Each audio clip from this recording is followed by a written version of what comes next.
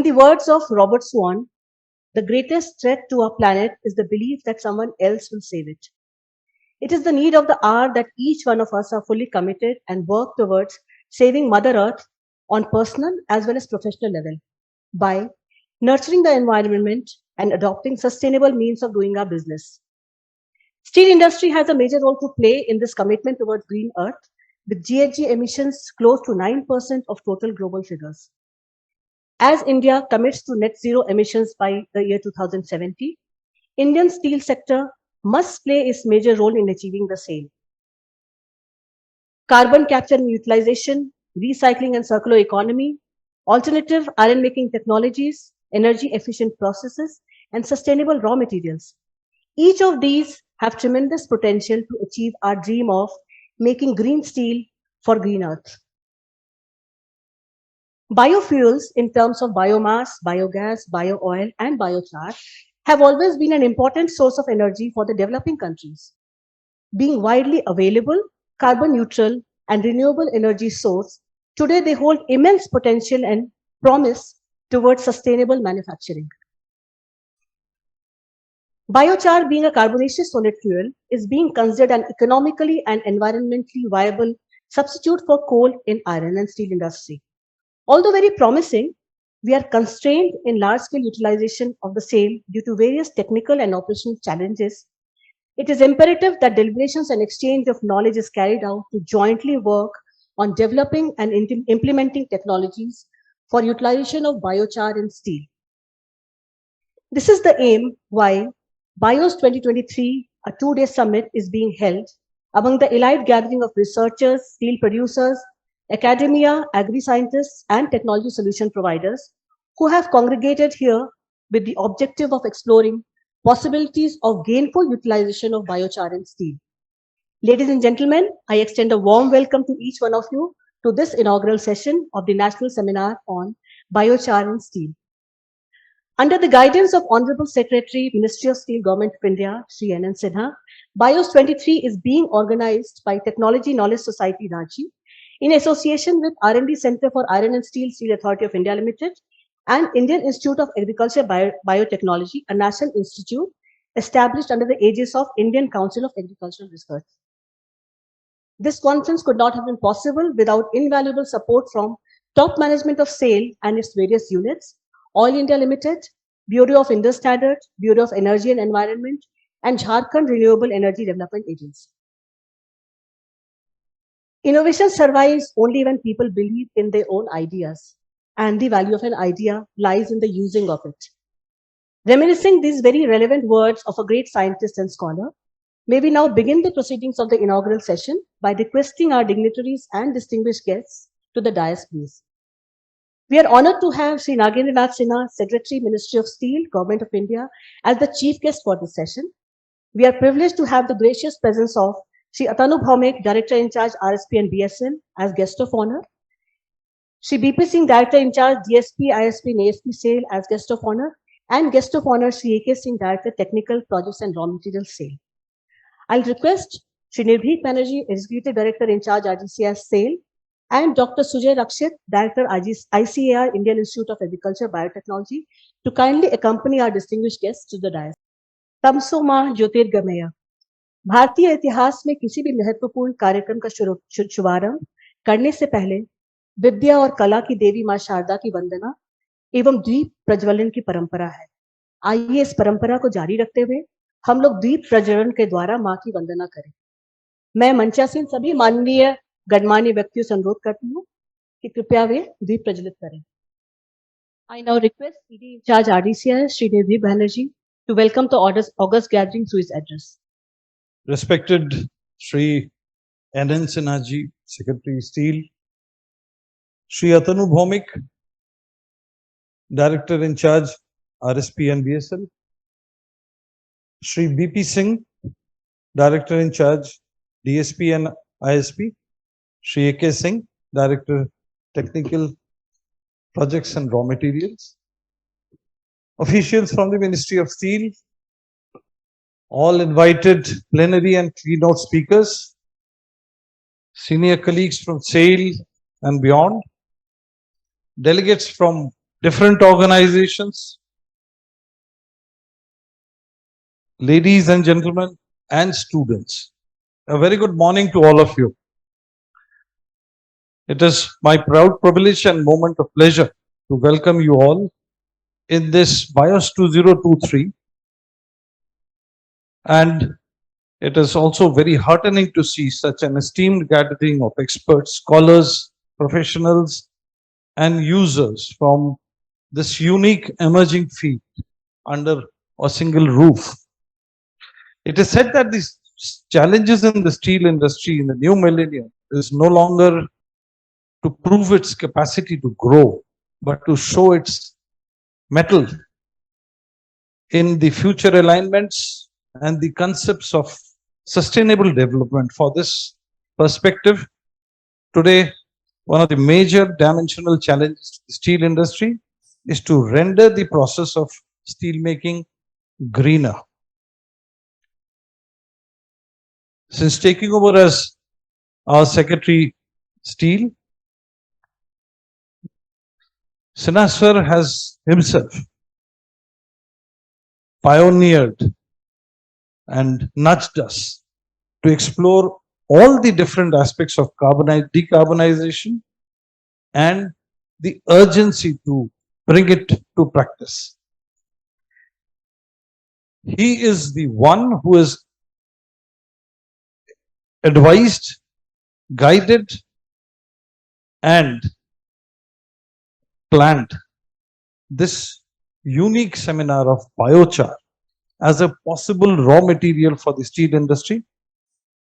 His continuous guidance and the availability of experts from different spheres of India have helped us to germinate the idea and to conceptualize.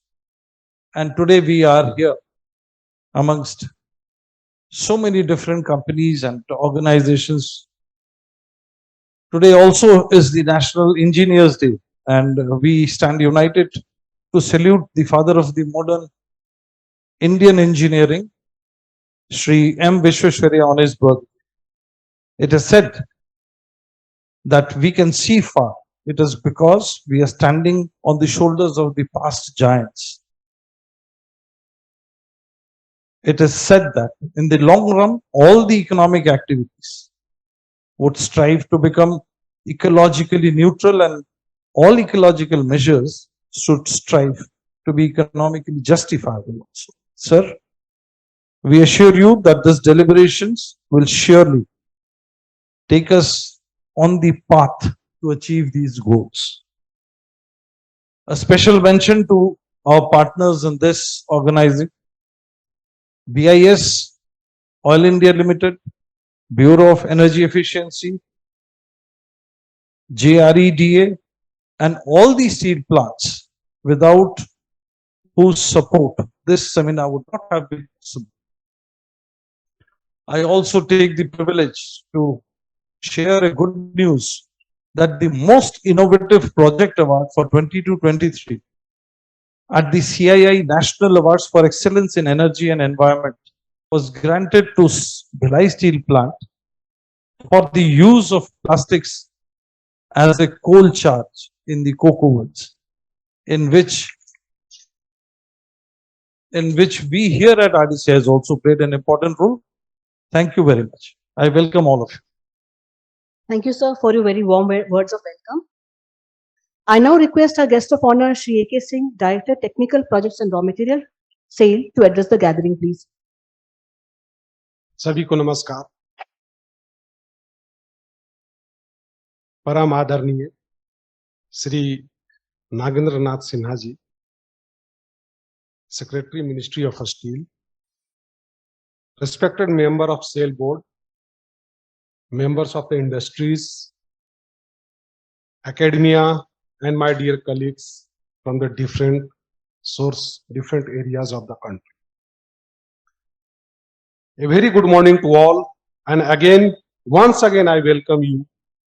This is of the first kind of seminar in a steel industry, that is BIOS 2023 biochar in the steel industry.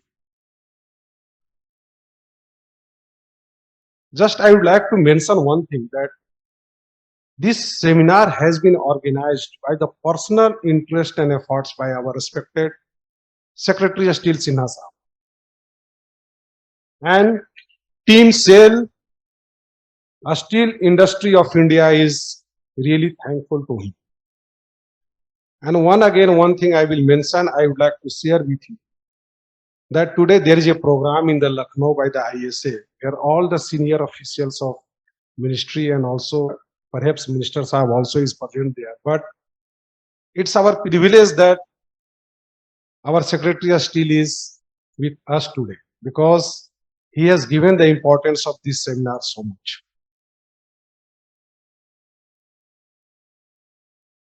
Sir, all engineers are present here and today is the engineers day. सभी को हमारे तरफ से, cell की तरफ से, RDCI team की तरफ से, स्टील मिनिस्ट्री की तरफ से इंजीनियर्स डे की बहुत बहुत बधाई.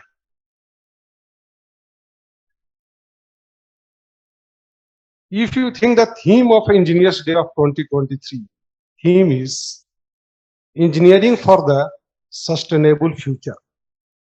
And today we are here to discuss the future of our country, life of our future generations, what we are supposed to give to our coming generations so far the environment is concerned. We, a steel sector, is passing through a transition phase. आजादी के इस अमृत काल में we are expanding our steel capacity up to 300 million ton by 2030, and by 2047 our target is around 500 million. लेकिन this expansion has to be done with the taking care of the future generations. You must be knowing that carbon footprint emitted by the steel sector is in the range of 8 to 10%. Every ton of steel we produce today emits CO2 around 2.5. So suppose if we produce steel last year 120 million ton, that means around 300 million ton CO2 has been emitted to the atmosphere. And the plan which we are having for the future 2030, 300 million ton and about 500 million ton by 2047. If we don't take care of the carbon footprint emission, just you can imagine what we are going to give to our future generations. This seminar today is the use of biochar in the steel sector. That is for making the steel green. Just one information I would like to share with you, that as per report available, last year about 400 million ton of agri-waste residue has been produced in our country. Out of that, around 120 million ton is still available, which is being unused or being burnt in the atmosphere. If we convert this 121 million ton agri-waste residue, then it can give around 40 ton of biochar. This 40 million ton of biochar can replace around 70 million ton of the coal. And you must be knowing that today we are importing around 65 to 70 million ton of coking coal from the other countries. That is a loss of revenue as well as increasing the carbon footprint in the atmosphere. And most important is, this 40 million ton biochar can reduce 160 million ton of carbon footprint, that is CO2 emission. That means 1 ton of biochar can reduce carbon footprint 4 times. So this is the potential of the biochar. This is a carbon intensive element, but it works as a negative carbon. It works as a reducing the carbon. Today, we have gathered here from the different institution, academia, to discuss how to use the biochar in our steel sector. You must be knowing that today every steel maker is working how to reduce the carbon footprint in the blast furnace, because reducing element coal or coke is the main component for the carbon footprint in the atmosphere. There is a talk of hydrogen injection, talk of the natural gas injection in the blast furnace, and also the biochar injection in the blast furnace, as ArcelorMittal is doing the experiment in the Belgium by injecting the biomass in the blast furnace. But there is a challenges for using the biochar in the blast furnace or a steel making. Advantage is that it will reduce the carbon footprint. It can also work as a fluxing element. It can reduce the sulfur. It can reduce the phosphorus in the steel making. But challenges is the availability of the biochar and how to certify the quality and certification of the biochar products. Technology available in the steel making today is not sufficient to take care of the biochar in blast furnace or sinter plant. So this seminar, we are expecting that such things will be discussed, as we have seen the different sessions where all the different technology and different elements of the biochar used in the steel sector is being discussed. And after 1.5 day session, we are quite confident that we can make a roadmap of use of the biochar in the steel sector. Again, on the behalf of RDCI Essential and Steel Fraternity, we wish all the best for the success of this seminar. Thank you. Thank you so much, sir, for sharing such valuable information about present scenario in steel industry, the challenges faced, and also guiding us how to go ahead. May I now request our guest of honor, Shri BP Singh, Director in Charge, DSP, ISP, and ASP SAIL, to address the gathering, please. Respected Shri Nagendranath Sinha Sahab, Secretary Steel, other dignitaries on the dais, dignitaries of the dais, all academicians, representatives from all the steel plants, and everyone present here. A very good morning to all of you. Under the able guidance of Ministry of Steel, the most talked about topic, that is decarbonization. Lot of things are being done. We all know the effects of carbon emission, the kind of things which are happening, the climate changes, the increase in the sea level, the adverse weather conditions, which is affecting the human life in a very adverse manner. And this is why it is so important that all of us have to work towards reducing the carbon emission. As far as CO2 is concerned, we all know CO2 is called a greenhouse gas, and it's very important as far as maintaining the temperature of the earth is concerned. But the kind of CO2 emission which is happening, and the required CO2 in the atmosphere is increasing day by day. That's why it's so important to reduce the CO2 emission. The economy of the country is growing. The India is one of the most growing economy. We all know this year our growth in the economy, GDP, around 7%. In the coming years, it will be around 6 to 7% by 2030. Under the able leadership of our Honorable Prime Minister, Shri Narendra Modi, sir, we all know India is going to become the biggest economy in coming 5 years. And with the growth of the economy, the steel contribution of steel in the economy, it's around 3 to 4% in the economy. It is born that if the economy is growing, the steel consumption will increase, and the steel usages has to increase. So steel sector also has to expand its productions under the leadership of our Honorable Secretary Steel, Ministry of Steel. The task given to the steel industry is to expand its production from the present level of 150 million ton per annum to 300 million ton by 2030, and maybe 500 million ton by 2040-47.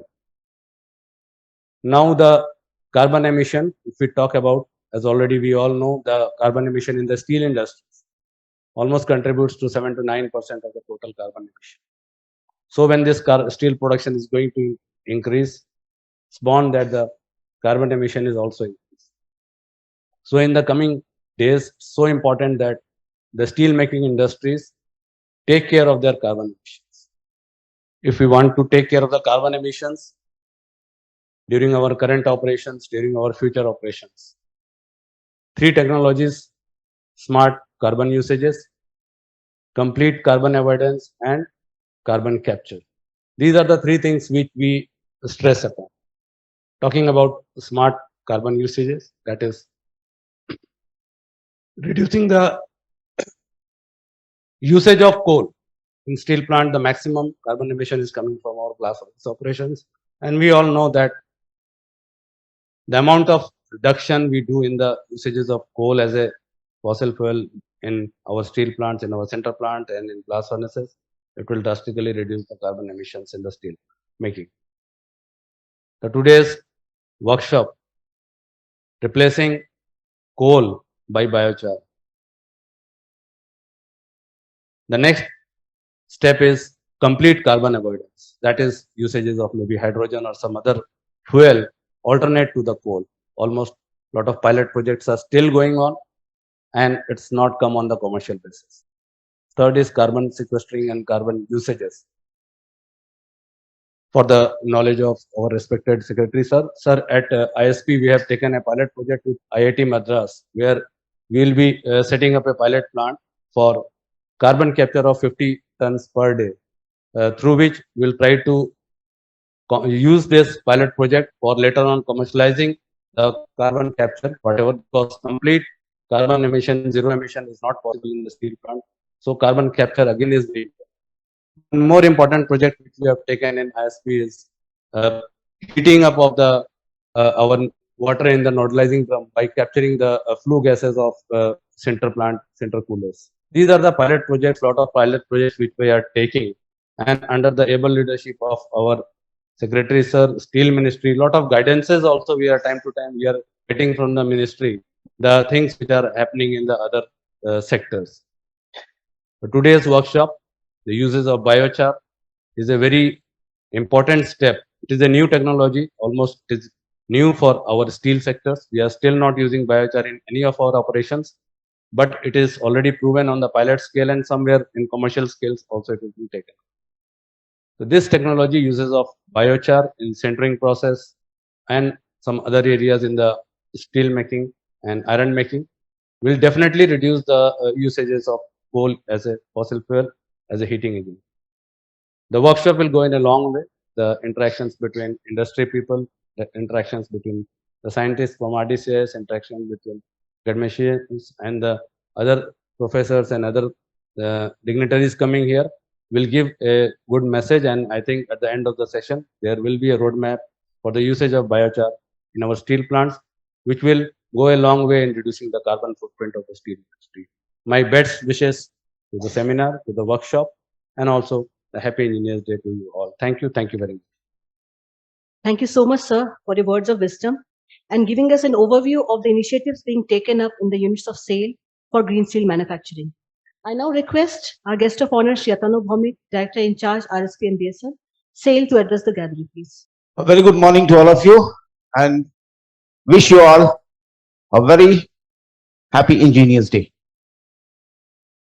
Respected Secretary Steel, fellow directors on the dais, dignitaries of the dais, distinguished guests, delegates, ladies and gentlemen. It's a real honor for me to be standing here today before this August gathering. And it's heartening to note that RDCIs and ICAR, under the guidance of the Ministry of Steel, have organized this national seminar on biochar, greening of steel through agro-based products. It's a unique seminar bringing agriculture and industry together. The theme of the seminar is not just a subject of academic interest, but a call for action. a subject of great significance to the realm of sustainable development and environmental conservation. We at SAIL are in the business of making steel, but the basic principle that we follow are the 3 P's. That's people, planet, and profit. So, if we need to take care of the planet part, we have to make our business sustainable and make as much green steel as possible. Steel is an integral part of any economic development and national building. It supports the infrastructure that facilitates growth, the housing that drives urbanization, and machinery and tools that power the industry. Steel, because of its inherent properties, has played a major role in the progress of mankind, and in the coming future also, steel will play an important role in building a climate resilient society. The need for reducing carbon dioxide emission from the steel industry is really the call of the hour, and the steel industry bears the burden of all climate activists. So it's necessary that we, the steel plant operators, put our act together and do whatever best is possible to reduce our emissions.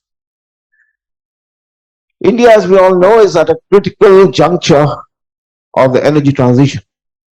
And with the announcements of net zero by 2070, it is imperative to focus on reducing energy consumption and associated carbon dioxide emissions from the hard to abate sectors such as the steel industry. Moreover, commitment to sustainability and investors around the climate action are driving major steel manufacturers and buyers to transition to produce steel from greener roots. We all know that the Indian coal is high in ash, and that limits its direct application without further treatment. Not only India, but global carbon dioxide emission data suggest the steel industries are coal intensive and account for almost 8% of the total emissions worldwide. Thus, it is of utmost importance to develop alternative feedstock methods that can help reduce carbon emissions from these industries and use raw materials with lesser or negligible impurities or ash. As a result, biochar derived from agro residue and woody biomass has emerged as a potential contender for partially replacing the coal that is used in the steel plants. Biochar is often referred to as the black gold in agricultural circles and holds immense promise in addressing some of our most pressing challenges. However, the journey towards realizing biochar's potential is not without challenges, and we must navigate questions of scalability, responsible sourcing of the feedstock, and the development of practical and affordable pyrolysis technologies. Moreover, we must ensure that the benefits of biochar reach the grassroots and the communities in need. As we delve deeper into today's discussion and presentations, let us remember that biochar is not just a silver bullet, but a vulnerable piece of the puzzle in building a more sustainable and harmonious world. It is up to us, the scientists, engineers, policymakers, entrepreneurs, and environmental stewards to unlock the full potential. I encourage you all to actively participate, encourage in thoughtful discussions, and share your valuable insights, the knowledge gained here, and the potential to shape the future of industries and pave the way for greener, more sustainable world. The seminar provides a platform for a dialogue, collaboration, and knowledge exchange. And let us use this platform to foster collaboration, learn from each other, and explore how we can collectively drive a positive change. In the testament of a collective commitment to harness the power of biochar for the betterment of our planet, Let us seize this opportunity, share our insights, and work together to ensure that biochar promise becomes a reality for the future generations. That is how we can hand over a greener planet to our future generations. And let us embark on this journey of learning, growth, and transformation together. And I wish you all a productive and enlightening experience at this seminar and wish you a really good day. Thank you. Very rightly said by you, sir, that biochar is no more a theme of academic interest, and we have to gear up and find out ways for gainful utilization of biofuels in manufacturing of steel for a greener planet. Thank you so much, sir. We are honored that Sri Nagendranath Sinha, Secretary, Ministry of Steel, Government of India, kindly consented to be the chief guest of the inaugural session. Sir has been the driving force and inspiration in organizing this seminar, and we are indebted to him for all the guidance and support given to us. It is indeed a great opportunity to acquire valuable inputs from his rich wealth of experience. I request you, sir, to share your thoughts with us and guide us for the future endeavor through your inaugural address. Good morning, everyone. My fellow esteemed panelists on the dais, dignitaries in the house, ladies and gentlemen. First of all, let me begin by congratulating everyone on the Engineers Day that we celebrate today on the eve of birthday of Sir M. Vishwasaraya, who built the Krishna Sagar Dam on the river Kaveri. I think the tagline in the program booklet is very apt. Opportunities do not happen, you create them. And I think that is the apt motto on this day when we are discussing this very important. Let me start my address by thanking two key people who have made this seminar possible. One is the young professional who is attached to my office, Mr. Ayush. Please rise. So he drew my attention, and then it all started happening. Bad job. And Mr. Nirvik Banerjee, whom you have heard. So these two people brought the energy to this discussion, and today we are here discussing this very important. Let me also mention on this day that the use of biomass in the steel making is something which is very native to this place. There are communities known as Asur, Birajia, Lohras, who have been making steel in this land for millennia. In fact, if one reads through the history of India and this land itself, one finds that this place, this area, was the first center or nucleus of the Pan-Indian Empire by Magadhan kings who had their capital at Rajgriha or Patliputra or modern day Patna. And this is no coincidence. This came about because they knew steel making. And this steel making was possible because they used biochar or charcoal. So basically, when we are inviting attention of everyone to use charcoal, biochar, whatever you may say, we are going back to the roots. And in fact, all good technologies must take us back to our roots. That is what we should, as Mr. Banerjee drew our attention to the fact that all good ecological interventions must have their basis in the economics. And today we are trying to get to that. as you are all well aware that iron and steel consumes about 20% of the energy in the industrial sector, and an industrial sector itself consumes about 50% of the energy in the of the total global energy consumption, and contributes about 36% of the emission.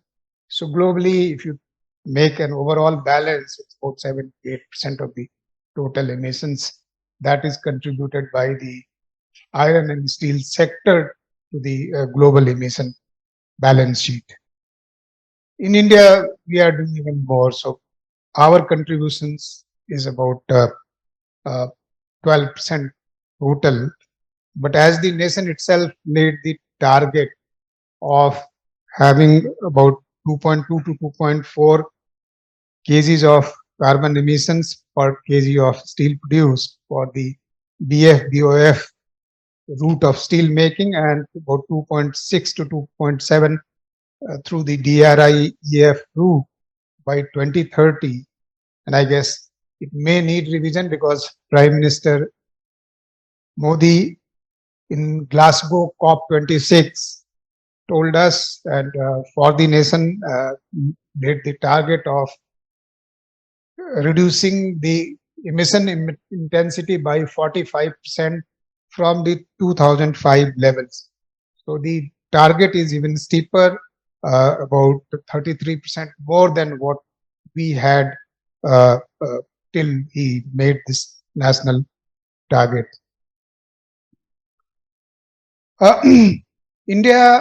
India, the issue of use of biomass for the steel making assumes still further critical importance because of the fact that we import about 90% of the coke from abroad, because our coal, though in abundance, does have very high volume of ash and therefore not suitable by itself, although in blend we are trying to use it. Therefore, to keep the base of the national economy growing, we need to produce still more steel, as told by our colleagues. Yes, and then that would lead to more import of coke. And if today we are importing about 50 to 60 million ton of coke, and if in 2030 we have the ambition of doubling the steel production, then that would mean doubling the production, the import of the coke. Now, all across the world, we know that the coke investments in the coal mining is being discouraged. And I remember a conversation with some colleague and his 12-year-old daughter, when questioned the father, who was a high-level executive in the coal firm, as to why he was indulging in activity which was destructive of ecology and environment, and leading to destruction of the human civilization, or indeed civilization and indeed the nature itself. So therefore, many people are not venturing for further investments. Now, if investments are not happening, how does the coal come? How does the coke come? If coke does not come, then how does the production take place? So therefore, still greater necessity for us to look for sources so that even though we do not need to import more coke, our steel industry grows to take care of and provide basis for the economic growth continue. Therefore, still further impetus is required on this area. Now, before I go in detail, let me make one very critical argument. Oftentimes we are told that, will you have enough biomass to take care of the requirement of the steel industry. And I'm just taking the aggregate numbers. I'm told that in India we have about 770 million ton of agricultural biomass, out of which about 550 odd gets utilized elsewhere. We have about 230 billion tons of biomass which are currently available, which could be put to use. Now, there is a cost attached to it, there is a technology element to it, and we know that it's not easily possible, and that is why we are having this problem. Now, I come to this from a different perspective, and this perspective draws from my background as the World Development Secretary, which the position which I held earlier. We were working on the issue of if we could activate bamboo cultivation as a source of livelihood. And I have some numbers, and these numbers are not arbitrary. So let me tell you those numbers. In Assam, when they did analysis of productivity of 3 varieties of bamboo, one is known as tulda. Tulda has a productivity of about 240 tons per hectare. Balcoa, it has a productivity of about 257 ton per hectare. And Nutans, which has a productivity of 414 ton per hectare. And these are, I'm not making up these numbers have been reported in journals. These are available. You can search for them through Google. The biochar yield is about what we can take it as about 40%. So in order to have 1 metric ton of biochar, you need to have about 2.5 metric ton of bamboo. Very simple calculation. Now, if we are producing, I'm taking all these hypothetical numbers just to make this argument. 100 million ton of coke, steel we are making, and that if we take about 500 kgs of coke and coal together to make 1 million ton of steel, so that means about 50 million ton of coke and coal is needed. And if we need to replace or partially substitute, so that means about if 20% substitutability is possible, that means about 10 million ton of biochar is needed. Now, at this current level of productivity of about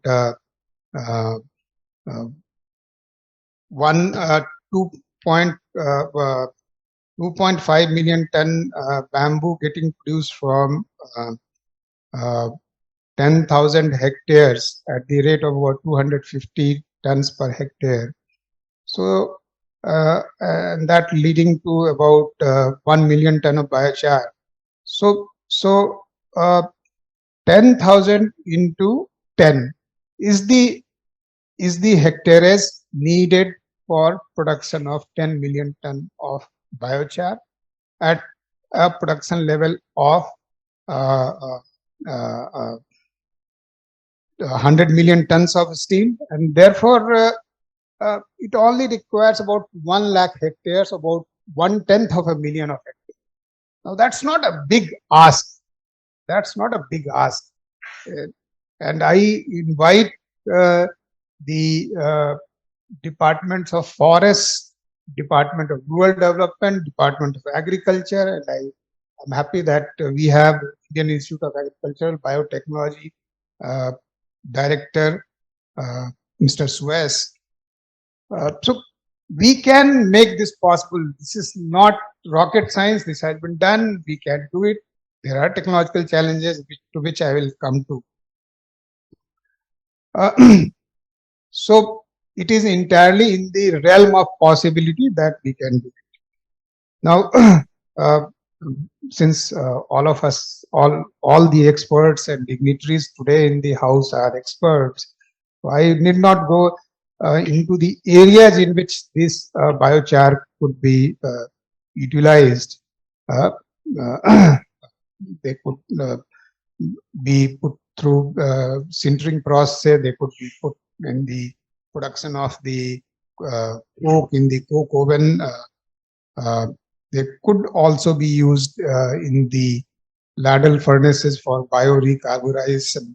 And biosyn gas is another area in which could lead to clean syngases and which could be used in the DRI plants. In fact, Mr. Banerjee in the conversations prior to it was mentioning to me that while India Limited, I think its director is coming and making an address tomorrow.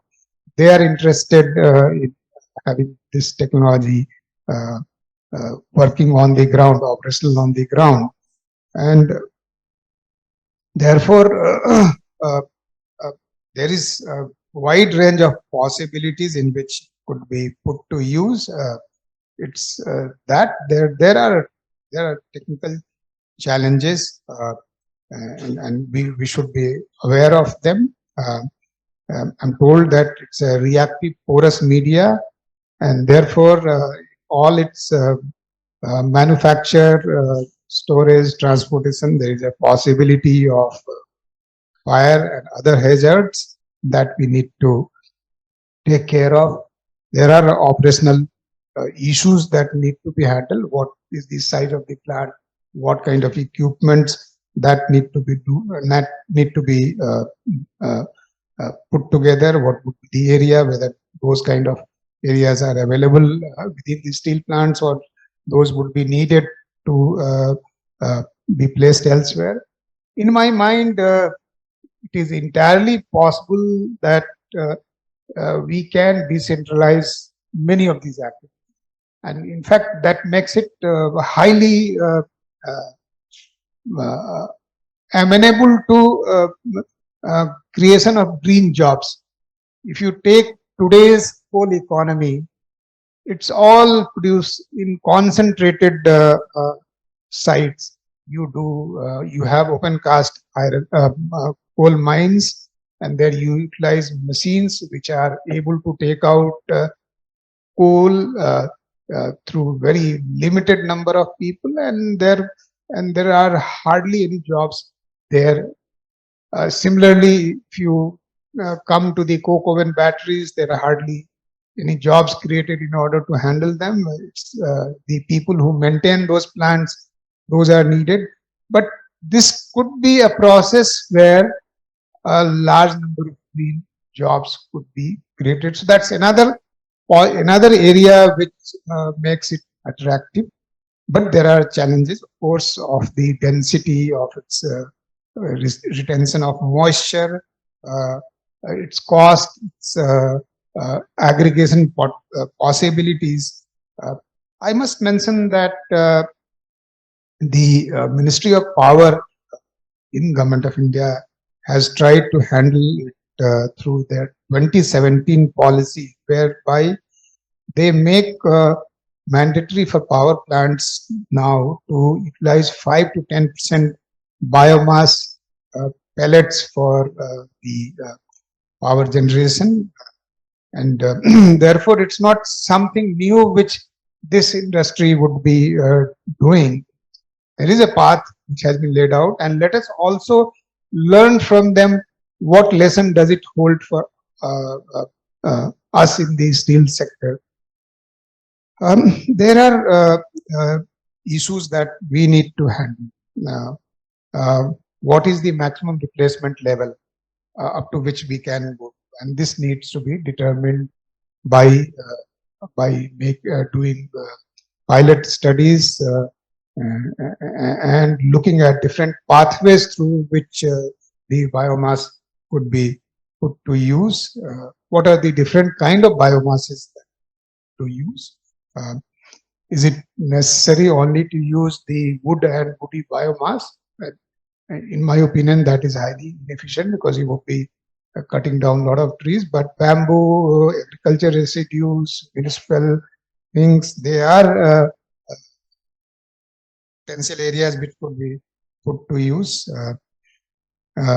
So another area of work that needs to be there is to see what are the possible sources, and if we could do it in a manner in which not too much area is required to be put to use for solely this purpose. Now, in the first generation biogas plants, what we call compressed biogas plants that we have here, we are utilizing the food grains, cereals, etc., for the purposes of generation of ethanol, etc. But that is not the way in which we could put our resources to. We need to go over to the other sources of biomass. We also need to perfect our processes, processes that do not lead to much wastage, that require least amount of energy and least amount of emission in terms of the biochar, biocoal, etc. that is produced, and how do we do it most efficiently is the area in which this country has not done much work. Let me put it very forthrightly. But what Mr. Banerjee tells us that there are a good number of people and institutions which are working in this area, and if we all work towards this area in a purposeful manner, I think there is full possibility that we will not lag behind 2 to 3 years time to come. And so let us direct our energies in this area. I'm very happy to note, as Mr. Banerjee told us, that there are a good number of startups who are also active in this area, and so I take great hope from that. And I am also aware that a good number of iron miners, the equipment makers, the energy solution providers are also active. People like BSP, firms like BSP, Prime Metals, Hermax, etc. are also active. And I'm told that BSP has also sent its representative to this seminar. So good to hear from what they have done, and we will not be inventing everything by ourselves. We'll take the knowledge that is available in the world and put it all together so that it can serve for our own purposes.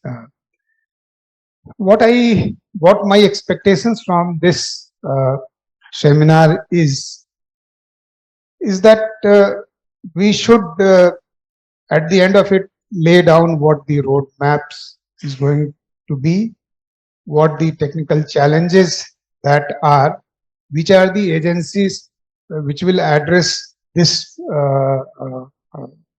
which issue, and how do we collaborate and exchange our knowledge in a manner in which, like everything that is being done now, in a form of collaborative intra-sectoral kind of a missionary approach, we could put to this purpose also. And I'm sure the esteemed speakers, the participants wouldn't disappoint the Ministry of Steel in this regard. I'm also happy to inform you that just a few days ago, Honorable Prime Minister proposed it in the G20 conference, Alliance for the Global Biofuels. I think today's seminar is also, in some sense, step in fulfilling his vision in this regard.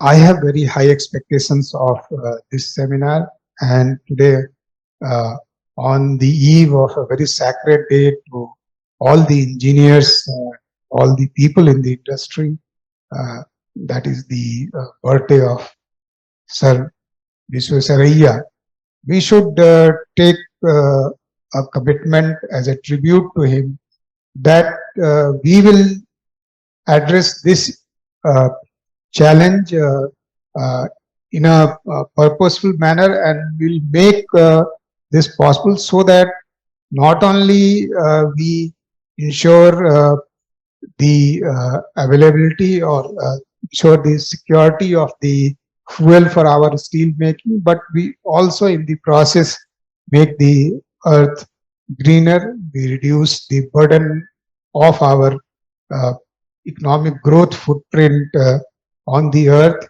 and we probably make this earth a more livable place. We leave earth for our future generation, which still allows them to live, thrive, and prosper. Thank you very much for putting this wonderful seminar, and I hope many more editions of this seminar will come, which will be still further, which will develop this theme in a more forthright manner, and which will enable the industry to adopt it without much delay. Thank you very much. Thank you so much, sir, for sharing your rich experience with us and making us aware of the rich heritage and history of Jharkhand in iron making. हमें गर्व है कि ये हमारी भी कर्म भूमि है. Your thought-provoking and very informative address has set the perfect platform for utilizing this forum to address the critical areas of using biofuels for green steel making. And I'm sure that we will live up to your expectations, sir. Respected dignitaries on the dais, delegates, participants, students, and our friends from press and media. It's indeed a proud privilege for me to propose a vote of thanks. Before that, I must wish you all the best on the Engineers Day. I must extend our sincere thanks to Chief Guest of today's program, Shri N.N. Sinha, IAS and Secretary, Ministry of Steel, Government of India. Sir, you remain the architect behind organizing this particular seminar. Your vision, your farsightedness has brought two totally different organizations. We work mainly in the field and the steel industry is the industry. But you have brought us together to work together. And sir, in your address, you have rightly mentioned various aspects of agriculture and allied sectors, how we can contribute. Sir, here I will like to check 1 minute that you talked about bamboo and others. But if you see the per unit time, the kind of biochar we'll be getting from any forest products, and if you compare with agricultural products which are annual in nature, I think it would be much more. So our focus should be on agriculture product. And rightly you mentioned that agriculture in general gives around 700 to 800 million ton of waste. And if you take only rice alone, which it can produce around 250 million ton of rice straw. And unfortunately, most of it is burnt. And now Diwali is coming. Now whole national and international news will be covering the smog which is in Delhi. So that needs to be addressed very sincerely. And this is an opportunity that this biochar which will be coming, how it can be taken. But sir, one thing we need to keep in mind that till now, our agriculture scientists' focus was on the grain yield or the economic yield. We never focus on the biomass. But if we need to tailor-make the biomass so that higher carbon sequestration is happening, I think there is a need of lignin technology or improving the lignin content and other things, which was otherwise in agriculture was not focused, but because that reduces the digestibility of the straw and other things which is coming out. And this needs very focused research, renewed research, and IIAB, so many biotechnologies and scientists from animal science, fisheries, we can contribute immensely. And I'm pretty sure that under your guidance, your leadership, we'll be able to start some collaborative research project with financial support from your ministry. And with this association, I always also feel that we'll be having wider support from your side in our academic and outreach activities where we are working on the skill development of the farmers from your CSR funds and other sources. So once again, sir, from core of heart, send our sincere thanks to you. We also thank Secretary DARE and DG ICAR, Dr. Himanshu Pathak, and our Deputy Director General Crop Science, Dr. T.R. Sharma, for their support and guidance in organizing this program. Today's guests of honor, Shri B.P. Singh, Atanu Bhomik, and AK Singh. All of them are stalwarts in their own capacity. I thank you very much for sparing your time and giving your thoughtful observations. Our special thanks to Chairman of Organizing Committee, Shri Nirbhik Manaj, Executive Director, RDCIS SAIL, who carried forward the vision of Secretary Steele and joining hands with ICAR. It is he who contacted us first and initiated the dialogue. The kind of positivity and leadership acumen I have seen in you, sir, I think this proves is unmatchable, and this leadership will take us together in long way. I must thank all the keynote speakers, participants, because without you, this program would not be successful. One special thanks to my co-chairman, Shri S.K. Kar, Executive Director, RDCIS, Organizing Secretary, Partho Banerjee, Technical Secretary, S. Mitra Majumdar, chairpersons and conveners of various committees, Mr. Paradia, Mr. A.K. Gupta, Pathak, Mr. Pathak, S.K. Thakur, and all other CGMs. And from IAB side, I must mention the kind of support I have got my two joint directors, Dr. Vijaypal Vadana and Dr. K.K. Krishnani, and all the committee members, Dr. Jayanta, Dr. Biplav, Dr. Somen, Dr. Sujit, Dr. Avinash, and our administrative team. I think there are many unsung heroes behind who are the foot soldiers in organizing this seminar, but I cannot take all of their name, but I extend my sincere thanks to all of them. My special thanks to the press and media for giving a wider coverage of this seminar, and I hope that you'll continue your support or patronage to create awareness about the kind of efforts we are envisaging to have in days to come. Finally, I look forward a grand success of this seminar and look forward working hands in hand with SAIL in our days to come. Jai Hind. Namaskar, a very good afternoon to you all. We are now starting the plenary session of the seminar on biochar in steel. We request all of you to kindly switch off your cell phones or put them in the silent mode. The chairman of this session is Honorable Sri N.N. Sinha, Secretary Steel. The honorable speakers are Sri Sanjeev S. Karpe, Professor Amit Garg, and Sri T.S. Venkataraman. I request all of them to kindly take their seats on the dais, please. Sri Nagendranath Sinha, the chairman of this session, is a senior IS officer of Government of India. He has taken over as Secretary Ministry of Steel from January 2023. Prior to this, Sri Sinha was holding the charge of Ministry of Rural Development, Government of India, New Delhi.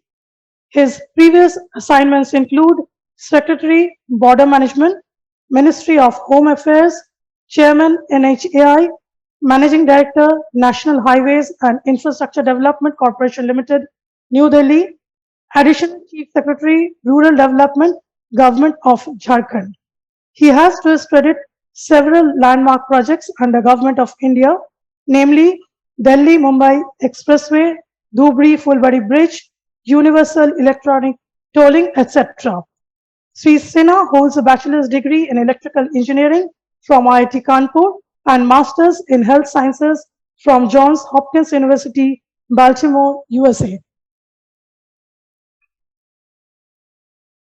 The first speaker of this session, Sri Sanjeev Shashikant Karpe, is a pioneer in this field of sustainability. He is founder and director with Konkan Bamboo and Cane Development Center, KONBAC, an organization working for sustainable development through use of bamboo as a resource. He is a qualified electrical engineer and has been associated with bamboo industry for over a decade. He has pioneered the work in setting up of self-sustainable bamboo-based enterprise in rural India. He is the founder and managing director of Native Konbak Bamboo Products Private Limited, a Sankalp award-winning social enterprise. He is also director with Center of Indian Bamboo Resource and Technology.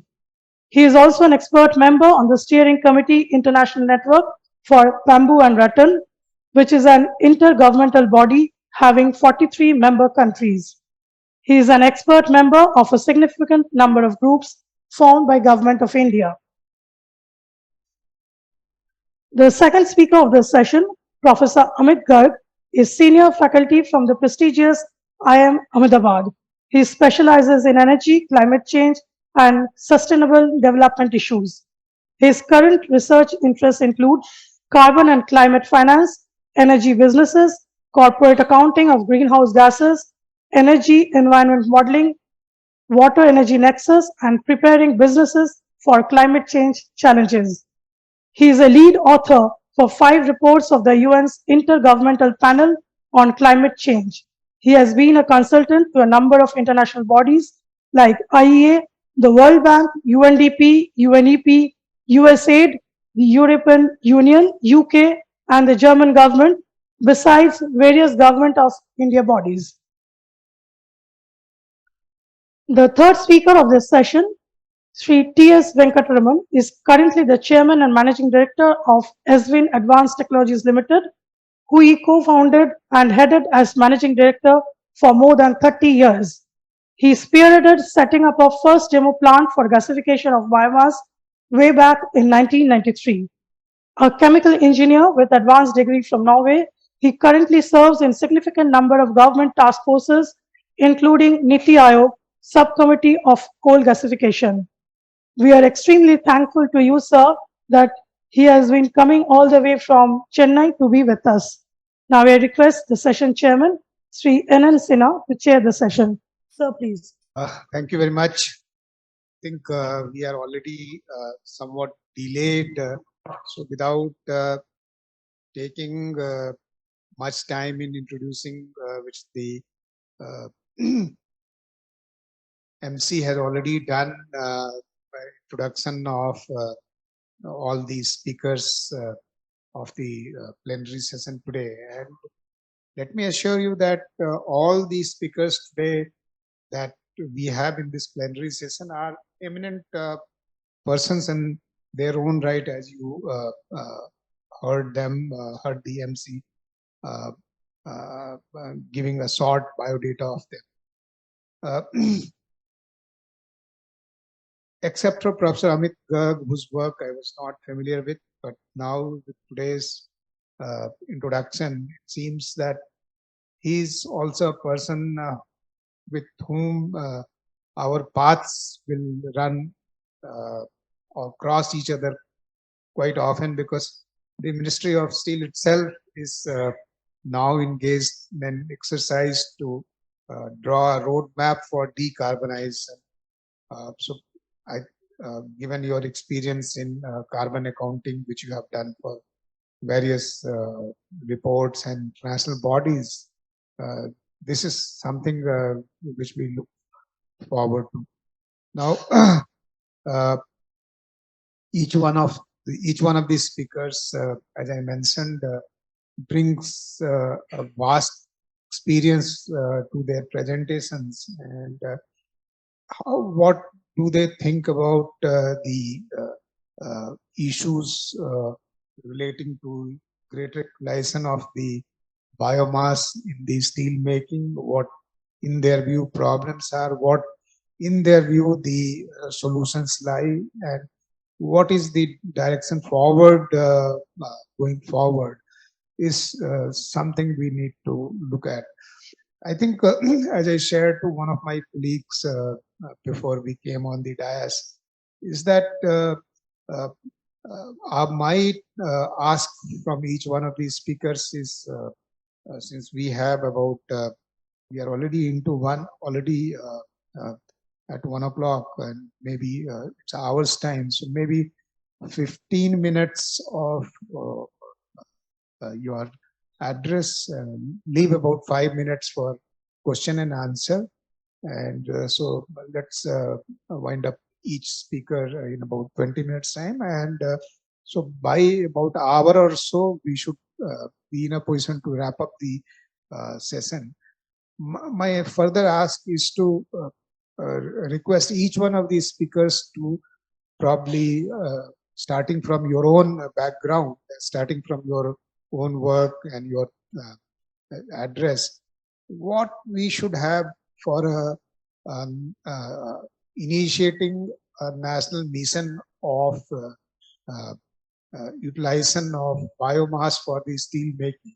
What in your elements, what in your assessment the elements could be in order for this mission to take place or to start? This is something which Ministry of Steel and indeed the entire country would be looking to, and what kind of cast of players we need to assemble, what their tasks could be. If you could also touch upon these issues, that would be extremely beneficial. So without taking much of your time, I would now request Mr. Karpe to deliver his address on sustainable feature in bamboo charcoal. And as mentioned by MC, he is the director of Konkan Bamboo and Cane Development Center. And I must say that he bringing about a revolution in bamboo production and utilization in these states of Maharashtra and also Goa. Some you are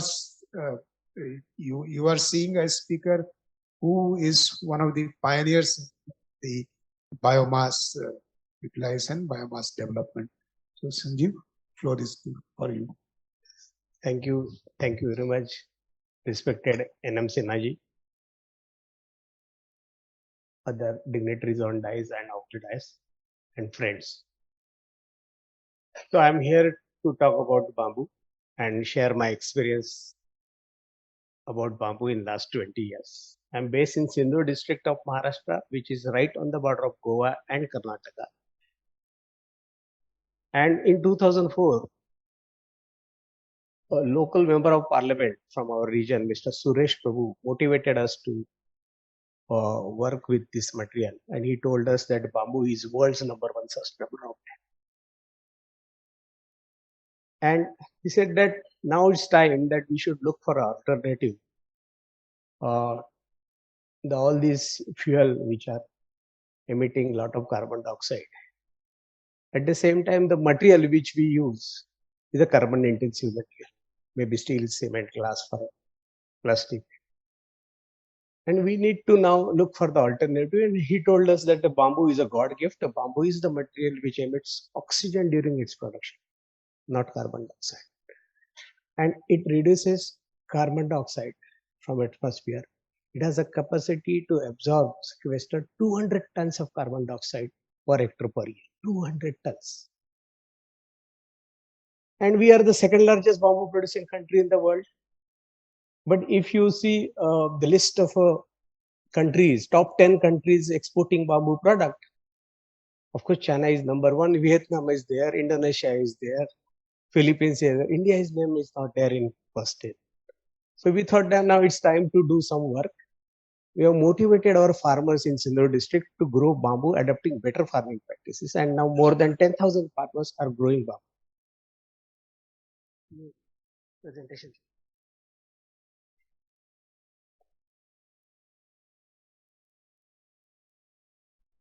So 10,000 farmers are growing bamboo. Of course, that bamboo is for basically hand product. But I'm here to tell you that yes, bamboo can be a solution. Bamboo can be an alternative replacement to coke also. So everybody knows here, what is the problem of coke. I will not repeat it. And when we talk about the charcoal replacement, charcoal can be made from any tree, any agriculture. But I am here to tell you is that bamboo is much better. How it is better? Bamboo is the fastest replenishing raw material.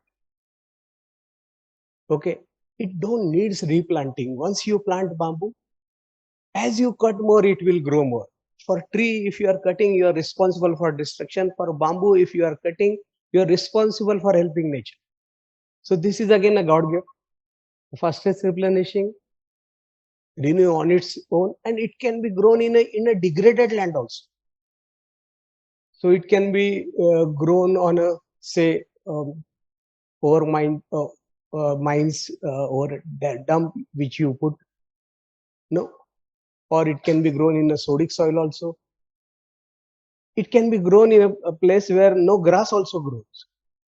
And third thing, it's required less water compared to many other commercial species. Let me tell you that if you are growing sugarcane needs 2 crore liters of water per hectare per year. And bamboo needs only 20 lakh liters of water per hectare per year. So 1/10 of the requirement. So when you talk about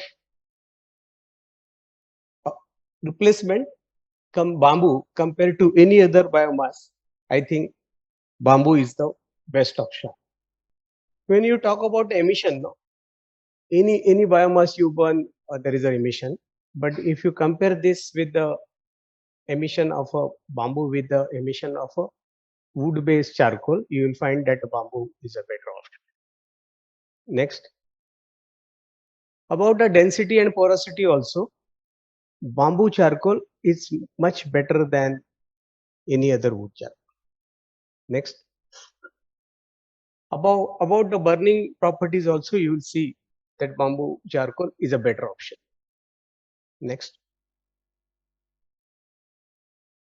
even about the smoke, no, if you see, the bamboo charcoal give you lesser smoke. And now I am comparing this with all other type of biomass because now this is a competition for me. I need to compete with agri residue trees and wood based charcoal, etc. Next. So now you'll see that why we are saying that bamboo is a better option, because all these properties is actually showing you that bamboo charcoal is a better option. Next. About ash content also, I'll show you actual figures also, but ash content also, bamboo will give you lesser ash than any other biomass. Next. When we grow bamboo and convert the bamboo into product, you must be knowing that our new Parliament building, Central Vista project, is having complete bamboo flooring, bamboo false ceiling, bamboo wall cladding. This is a new age bamboo material. We call it a engineered bamboo material. And to convert that bamboo into engineered bamboo, there is 80% wastage because you are converting round bamboo into uniformly plain strips of a 6 mm by 20 mm. So now that industry will become viable only if this remaining 80% is used by somebody. Next. And if you see environmental impact, because it's fast replenishing material and it grows on its own, it is always better to use bamboo than any other biomass. Next. Now you all must be knowing how the biomass created. I will not spend time on it. Next. When you actually see the figures, suitability of bamboo biomass as a source of energy, then you will see that the ash content, the fixed carbon, and heating value, the bamboo performs better than any other material. Next. Now you'll ask me, where is bamboo? So these are the few northeastern states, and you will see that 179 million metric tons of bamboo is already available. In India, we harvest only 16.8% of bamboo, and all other bamboo remains there, get biodegraded after some time, and releases all the carbon dioxide which is captured by that bamboo, sequestered that bamboo again into the atmosphere. Next. And when you talk about rest of India, the rest of India is also having a lot of bamboo. Next. And to show you this in a percentage, you will see that Madhya Pradesh is having 14% of the bamboo stock in India, Maharashtra is 10%, and Jharkhand is 3%. So bamboo is there. Next. About in India, we have 136 species of bamboo. And out of that, the 4 species 3 to 4 species is the most of the bamboo in our country, and this species has again its own advantage and disadvantage. Next. Now let me show you this fuel characteristics of some of the bamboo species. And why I am showing you all these figures are readily available. This is not the work done by me or my organization. This is the work done by Government of India, different research institution. All these figures are readily available. Next. And you will see that even for a selected species, what are the fuel characteristics? This is already tested. You have to just refer to these tables, nothing more than that. Next. Now you need to convert bamboo into the charcoal, and how see this process flow chart, how bamboo is converted into charcoal. I'm sure that most of you are knowing this. This is ABCD for you, but no, we typically show this to the people who don't know how bamboo is converted into charcoal. Next. Now, combustion process of bamboo biomass. Okay. So we need to also understand that there are certain plus and minuses during this process. And next, if you see the temperature in the bamboo during this process, you will find that the inner temperature, outer temperature, there is slight difference between this, and we need to understand that. So around 10 hours time, this reaches to 250-degree temperature. Next. Now, to convert this bamboo into charcoal, advanced kilns are there, and we can now, in a continuous process, next, we can really convert here bamboo into charcoal in a modern way. Absolutely in a modern way. Otherwise, the moment you say converting bamboo into charcoal, everybody will tell you, we know that you need a small kiln and you can convert it by using either even simple drum also. But we are not talking about that here. We are talking about converting bamboo to charcoal on an industrial scale. Next. And this process, of course, definitely has different stages, right from loading the retort, next, to sealing and heating, next, then carbonization, next, then gas recycling and heat utilization, because that is also important to improve the efficiency. And now there are many methods by which you can use that gas, trap it and use it. Next. And then ultimately you need to do cooling and unloading of the material. Next. And screening and grading. So this is a typical method where the industrial production of a charcoal, you need to go through this process. Next. Now, modern machines are available, and this machine not only captures the producer gas, but also captures take out a tar and vinegar, so that you are ultimately you are emitting will have lesser impact. Next. So all these systems are already in place, maybe not in India but abroad. Next. And I would like to show you one Indian story also. So it's not only about telling you what is happening in China, other countries. So these are the typical machines. Next. Next, please.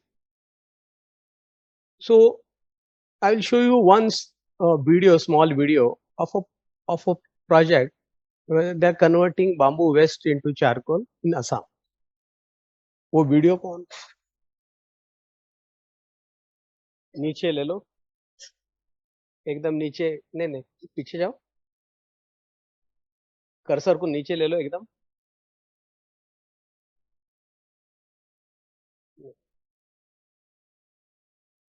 में आ जाओ नीचे, उसको आपको ये दिख-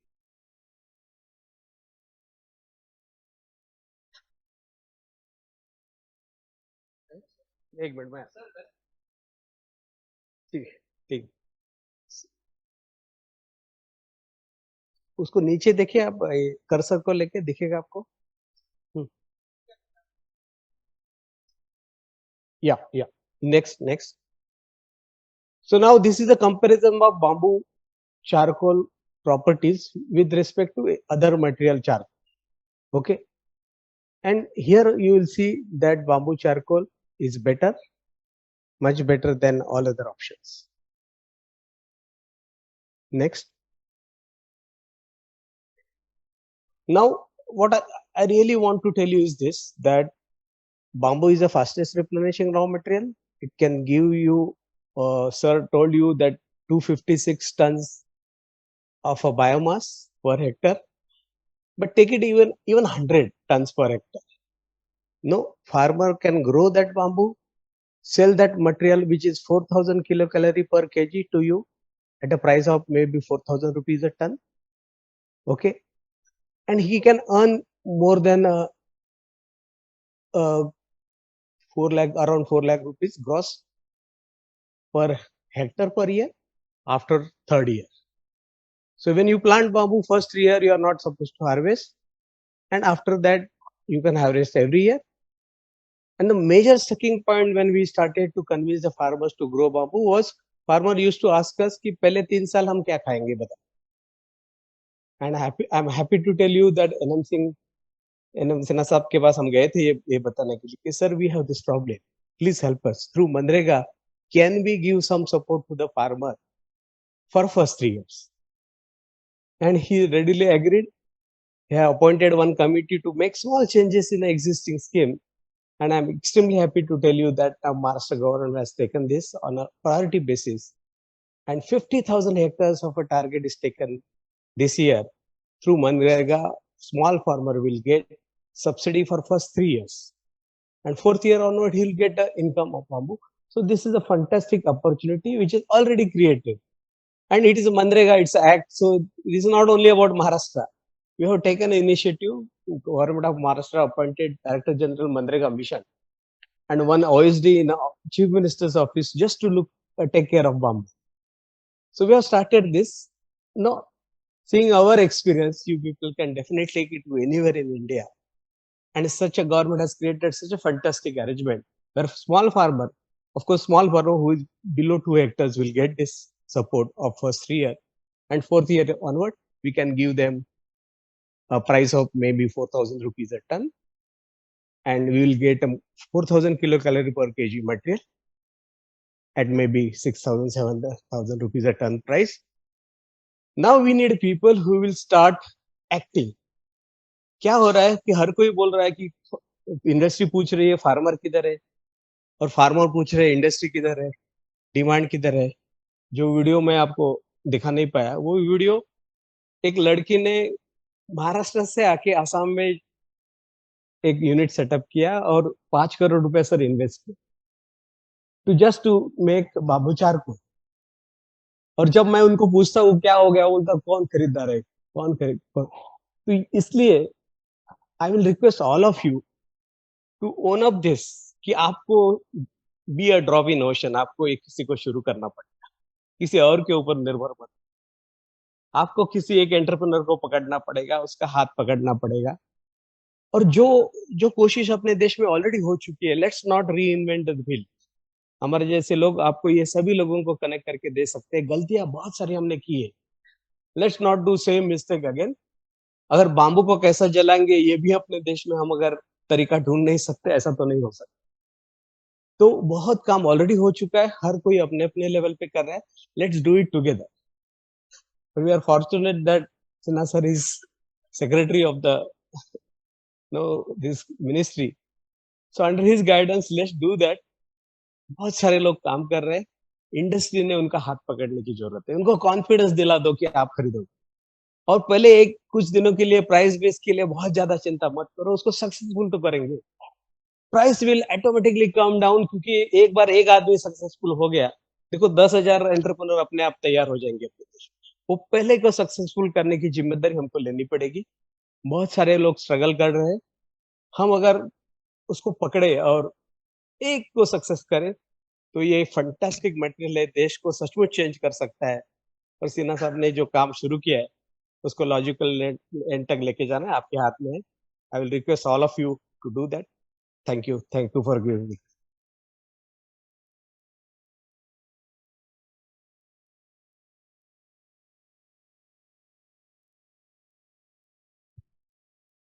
So, any questions you can put to Sanjeev? I'll permit about 2 to 3 questions because of the short of the time.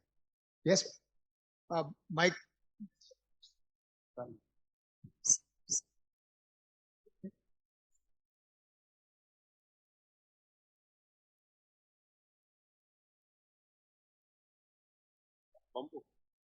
Sir, if you what you are saying is That exactly is the right. scientific reason for which Hindus are not burning bamboos. Sir, but if you see the quantity, Okay. all these elements are there in other trees also. Okay, and I will share you with you one detailed report which tell you what are the, this is the minimum, sir. Quantity is as good as negligible. Somebody is showing that no quantity are as good as negligible, and if compared to any other biomass, it is lesser than. Oh. So we are having better option. Negligible quantity of that lead is there. Yes. Oh, thank you. Professor Sujay Rakshit. Please bring the microphone to Professor Rakshit. I have two questions. What is the duration to get a economic yield from the bamboo, whatever plantation you are making? And secondly, that suppose how you are transporting the bamboo from your production site to the where you are making the pyrolysis. And thirdly, do you feel that there is any possibility to increase, to do some genetic intervention or agricultural intervention so that we can increase the yield of bamboo? And finally, see Jharkhand, if you see, there's always a problem of elephant migrating. And I think in your place also same problem would be there. And there is mainly this destruction of bamboo bushes in the forest areas is one of the major cause. So how you foresee that we can address this thing also? So about the yield, once you plant bamboo, if you are planting through rhizome, you will get yield in the third year, first yield. And if you are planting through seedling or tissue culture plant, you will get it on fourth year. About the species, in India, we have 136 species. Out of that, 18 species are declared as a species of commercial importance. And sir, we have species like a Balkova, which gives you such a fantastic tulda, such a fantastic yield. So let's not talk about genetic modification right now. We have, India is having excellent bamboo.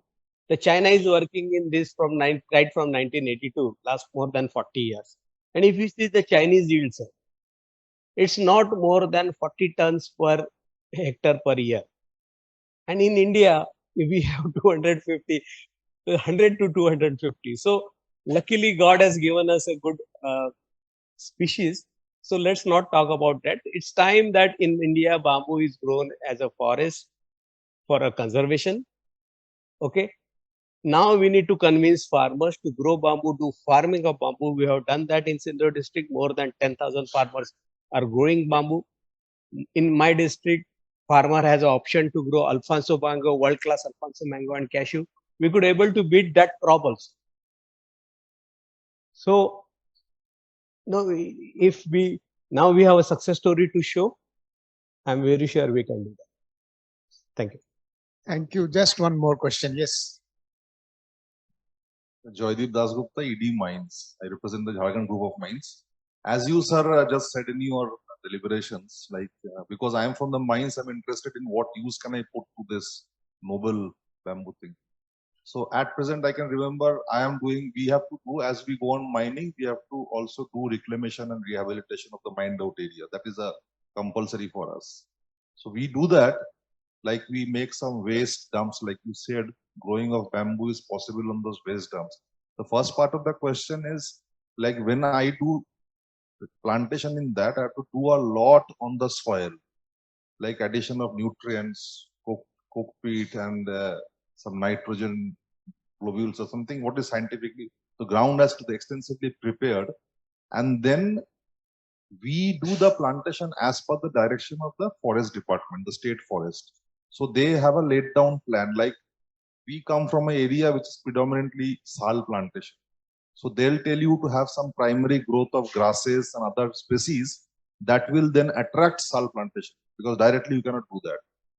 So if we want to do in that, I think the bamboo manufacturing industry or the bamboo industry has to also consult with the forest department whether this can be actively recommended by them for such kind of reclamation rehabilitation. Ultimately, we are dependent on the forest people. Whatever they tell us what kind of species we can grow, we have to compulsorily do that. So that collaboration should be also with the forest department. If that is a very good product for adding oxygen to the nature and it grows so fast. Jaideep ji, very brief answer to this question is that the areas that Sanjeev is looking at and the numbers that you are looking at are there is a order of magnitude difference. You may be looking at 1,000 hectares. They are looking at 10,000 hectares, lakh hectares. So, and that will primarily be grown in farmers' field rather than in the areas which would be reclaimed. So let's I mean, it's a useful thing, should be done, but you know, there are biodiversity issues, and we would not like to grow bamboo plantation in the sal forest area. So if there is some cost involved, let's incur that cost, because sal forest should remain pristine. So Thank you, sir. Thank you, sir. Okay, I think now I'll request Professor Amit Garg and thank Sanjeev for giving us a very passionate address on how bamboo is the best material as per him. And I just wanted to supplement to him that through this the farmer's income can be doubled, and we don't need to take other interventions in order to double the farmer income if we do this, because in addition to support by way through Manrega in terms of assisting in plantation, he can also be encouraged to take up intercropping in the plant area, interplant gap that remains, and could be profitably used, and they have Narega guidelines to do that, and I'm sure it will be a successful one, because when we had tried in Jharkhand in doing horticultural plantation, it was a success, and I'm sure it will be a success when they take it up in the bamboo plantation as well. So Professor Garg, you heard his introduction, so he needs no introduction, and let us hear him what vision he has in terms of utilizing biomass for the Indian steel sector. Yes.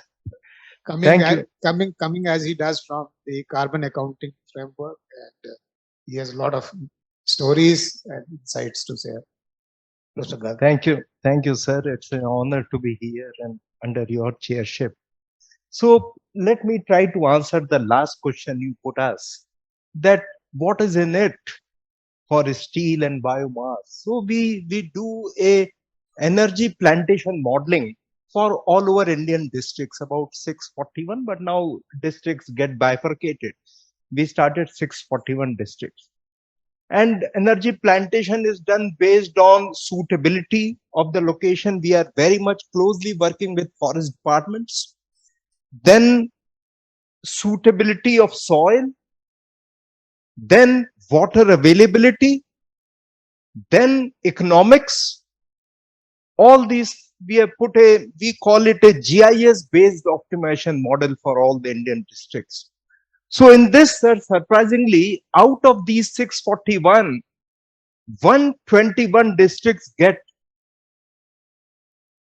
bamboo as the one of the prime crops for energy plantation. 121. This is something, and we are also mapping the wasteland availability. We are not putting in agriculture land, and it is a waste. India, we do not have any land which is waste, but wasted land which is not being utilized properly. We have also mapped the population availability so that these plantations could be managed. 121, sir. And this is selected by economic modeling, by water availability. This we have not done anything that I am forcing this thing to be done. So this is energy plantation modeling result which I am giving upfront. So bamboo has a very promising future, I would say, among other crops. And this is because you said inventory. So all these are considered neutral, carbon neutral. Bioenergy is considered carbon neutral. So if we replace bamboo biochar and coking coal replaced by biochar, we will reduce or avoid all that emissions, greenhouse gas emissions. So this is a very promising thing. And of course, we have taken into consideration the business aspects, that is how far you can take the bamboo plantation away from where it is grown. So we have put a constraint of 200 to 250 kilometers. That is why it is spread over in various districts and wasteland. We can of course improve if there is a new business model which is coming. So this is something which we can develop further. We are working on this. This is apart from net zero, sir, what I'm going to present. This is a report which will be released next month. So it is a prior. I'll request all of you not to cite this report as it is, and presently it will be released. This is, we have about 3 professors and many PhDs working on this report. This is the cover, going to be the cover, and you can see this green steel, which I put a red circle there. So this is something which is going to be, this is a report, this is a cover, this is a picture from IPCC, where I happen to be author there. And this indicates that green steel is going to come very, very strongly. Green cement and green steel are going to come very strongly. And this conference definitely is going to help that perspective. This is, I think, the first question which I asked is, how much energy do we need as India? How much energy to develop? So our present Human Development Index is 0.645. Range from 0 to 1, we are at 0.645. Middle growth, middle HDI. More than this, if we touch 7, we become high HDI country. If we touch 0.8, we become very high HDI. And if you see all these Scandinavian countries and many of OECD countries, they are around 0.9. So when Honorable Prime Minister says that India by 2047 should become a developed country, it rings a bell. And we did this assessment in this, how much energy do we need? And this is, I don't know whether this is, you can see these blue dots. We are presently at 21 gigajoule per capita per year. Take this number. This is the present consumption. And the variability is very high, 2.4 to 91 per capita per year. Some states, poor and even large states, have very low energy consumption. So this is, I'll not name the state, but this report will have a big table there. So to move from 0.645 to 0.7, that is second blue dot, we need to have 31 gigajoule per capita per year from present 20 to 31. Then move to the third dot, that is 0.8, we should have 39 gigajoule per capita per year. That is almost double our per capita energy consumption, and some states much more than other states. That is imperative in this. And to move to a developed country, 56 gigajoule per capita per year. Which again, these developed countries, OECD countries, they have consumed about 75 to 90 gigajoule per capita per year, and their energy systems are tied up in that. So when Honorable Prime Minister says life mission, it means we should take a transition which is more sustainable for the environment. So this workshop very good ties up there also. And as we move forward, more and more electricity will be consumed. Presently, it is about less than 20%. This has to go to 48 to 52% electricity consumption, because electricity is better as energy that way. So this is the first indicator. We need to at least double our per capita energy consumption. This is final energy consumption. In next 20 years, our estimate is that we can achieve 0.9 by 2045 to 2050. So which is aligned very well with Honorable Prime Minister's mission as a Amrit Kal mission. It is very much possible, but we have to move many things together. Many transitions have to occur simultaneously for this. And this is, before we go to net zero, there is something called nationally determined contribution, NDC, which is with respect to 2005 until 2030, what should be our total GHG upon GDP and total share of non-fossil. Please don't quote it. Thanks, sir. Don't quote it. I'll share the whole report with you after it is released. So my request is, please don't do that. So this is, you can see that 45% is the target, which is the gray line on top. So it is met almost all scenarios. We have created 7 scenarios, 3 growth scenarios and 4 net zero scenarios. So, and the bottom one is how much non-fossil energy we'll have. So our target is to have 50% non-fossil energy by 2030. You can see the last column. In almost all the scenarios, we are able to meet this. Almost all others. And what is to be done? We should enhance, we should grow fast. And that is the Department of Economic Affairs, Ministry of Finance has given us some projections, how much to expect. It is around 6.8% decadal growth rate of economy, which we can expect till 2030 and even beyond to certain years. So I will not like to say iron steel because all of you are experts sitting here. I'll be maybe look like a novice in this, but hard to abate sector. And pardon me for saying so, in India, hard to abate sector is agriculture, which we never look at, which we say, oh, it's all right, but agriculture contributes methane and N2O. About 18% of India's greenhouse gas emissions are methane and N2O. Steel sector is only 8%, 7 to 8%.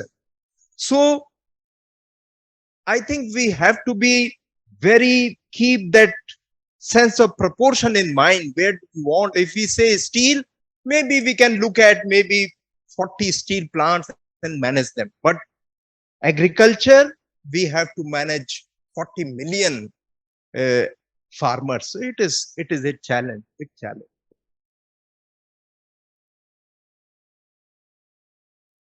Yeah, so this is, we all know the challenges the world has faced. Okay. So I will this is a comparison which I've tried to compare with EU 27, USA, China and India, how much on the steel sector we stand. So maybe numbers are not, but I think these are the numbers taken from international literature, country literature. Population, of course, we are number 1. GDP, we are at the bottom. Per capita electricity, we are also very low in per capita electricity. And CO2 emission is about 2 billion ton, which was there. But now our latest estimate says India is about 3 3.5 billion ton. This is the latest number. 3.5 billion ton is our emission. And of course, steel demand very low, steel consumption is also very low. So when India says that we have to grow from 150 million ton to 300 million ton, it is reasonable. It's a reasonable target, but how do we transit? That is it. That is how do we grow? That is important. And the world is trying to push green hydrogen. I'm nothing against green hydrogen, but I think that this seminar is also going to say that biochar should also be there. Of course, challenges with biochar, but we must work. And as I was saying, 121 districts could have bio that is bamboos as the first priority energy plantation. So there is a huge scope available. I will also skip this. I will come to, yeah. Yeah, this is the, please look at the red one. 1 ton of green steel for a typical motor vehicle adds about 1% to the retail price. That's it. 1%. And infrastructure building, if we add green steel, 3%. So this is demand. So I have been talking to EU and other people that CBAM, carbon border adjust mechanism, is a bad policy, is not a good policy. You should promote green steel. If the demand is there, market will pick it up anyway. So let me hurry up. So this slide is important. That is all the 7 scenarios. How much is going to be the projection? This is CO2. X-axis is year, Y-axis is CO2 emission. As I was saying, we may not peak very quickly around 2040 or 50, around that time we may peak. But if we are transiting properly, if we are putting right technologies now, the transition to net zero will be very, very quick. So net zero is coming to about 0.5 billion ton here. We have not counted about 1 billion ton of other gases, 1.5 billion ton. And I have not counted 2.5 to 3 billion sequestration as per our Paris Agreement target. So we will be net negative that way. And this is the investment required. Lakh crore. 150 to 200 lakh crore we need for next 50 years. So, which is about 40 to 50 billion dollars per year we may need for these transition. Where is the money? I was checking up from 2010 to 2022. India received on an average about $45 billion per year. That's all. And that is for all sectors, all Indians sending money and all those things, FDI, FII, all those 45. And this is requirement itself is 45 for energy transition. So money required is huge. We have to create systems, and the transition of multilateral development banks is very much required. Low cost financing is very much required. And as my colleague on the panel was saying, let us create a couple of success stories. Couple of success stories will spur the industry to take up more projects, and there will be many entrepreneurs coming in. Otherwise, this is something which may just be looked upon. So I may stop here, sir. So I can stop here.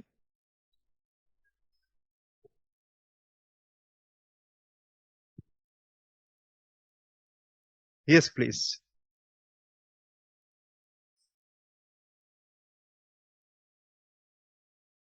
Telling that agriculture is also one of the largest emitter of the greenhouse gases. So as a biochar, it already has a great use as a soil modifier. Yes. Because it has a lot of water absorption capacity. Yes, yes. So what is the future? Whether it will be promoted for the agriculture industry, and still already lot of challenges there to use it in the steel industry. Yeah. So when steel industry is also ready, whether sufficient amount of bioshare will be available or whether we'll have to a compromise for use in the agriculture. You see, you have rightly said there is a lot of potential, but to make it a marketable potential, there is a challenge. Farmers will not come, governments will not provide subsidy like urea, we have subsidy. So that is a challenge. If you can make it as a additive to the soil and say this is sort of grows, so some studies have to be done by IARI to demonstrate that it is, until steel industry I think will pick up, because the steel industry lot of money in hand, farmers do not have. So farmers will be part of growth story, growing that is bamboo and creating biochar, but biochar has to be a rural industry where we create biochar industry in every districts where bamboo is grown, because traveling, transporting is a challenge, the cost goes up. So if you are able to promote that way, you see, power, the Ministry of Power has said 7 to 8% mixing with biomass and coal. That is not happening because there is not many feasible models that are coming.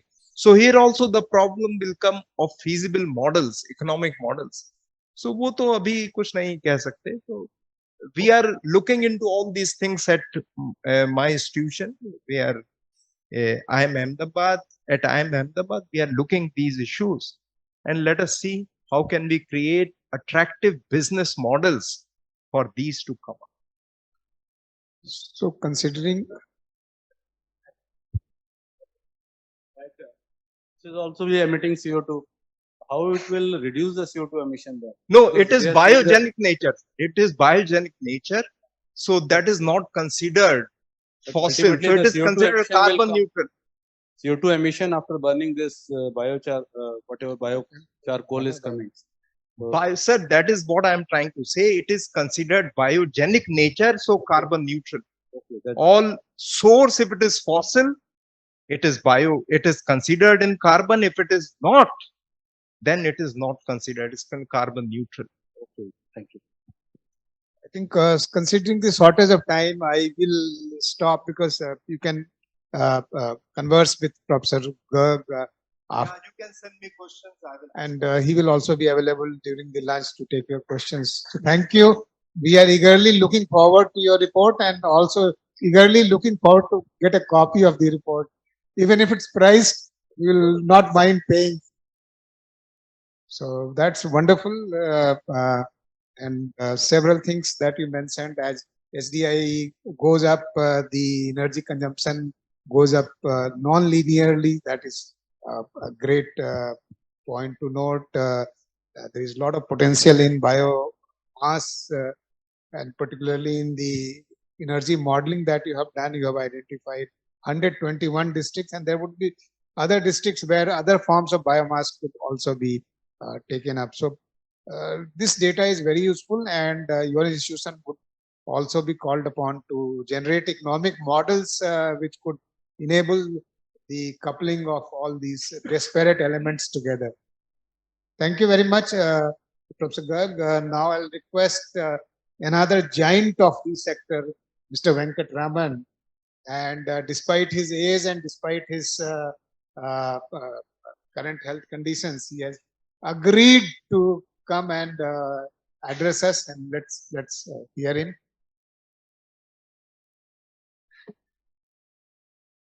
Good afternoon. It's really a privilege to be here, sitting the two along with my advisor, a philosopher, guide, Mr. Mahendranath Sinha. We met 3 months ago, and Paramjit Singh immediately told me, let's go and meet the secretary. So within 5 minutes, we exchanged our ideas, and I thought I captured his imagination. So with that, I start that. And I know I'm quite aware of the time, so I'll wrap it up very fast. I don't have a big presentation. I'm going to talk what the other two my colleagues have talked now. I'm not going to touch on that. Though I'm a biomass man, for 60 years, I handled biomass, sorry to be precise, 54 years. Then that's from bamboo, 1963 to be precise. But I'm not going to talk about that. So let's talk about something different as to what is the biggest concern of the steel industry. What we have done as a consultant about 8 months ago, when I talked to Jindal Steel chairman, Mr. Naveen Jindal. So I told him we should start using bio-coal, biochar in the steel industry before going all through this green hydrogen. So that's going to be my thrust in this presentation. My friend also, he said, we don't have to start with green hydrogen. Let's do with bio-coal, biochar, and biosyngas. All the three we are going to talk about. So let me rush through the slides. Can I have the next one, please? Well, this is briefly about the company. So we are just telling you, your paper and sugar, both in the same place. The biomass.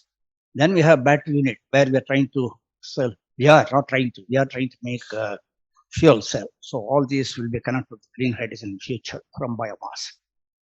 So with this, just want you can read that. So we have been developing the technology for gasification for the last 25 years.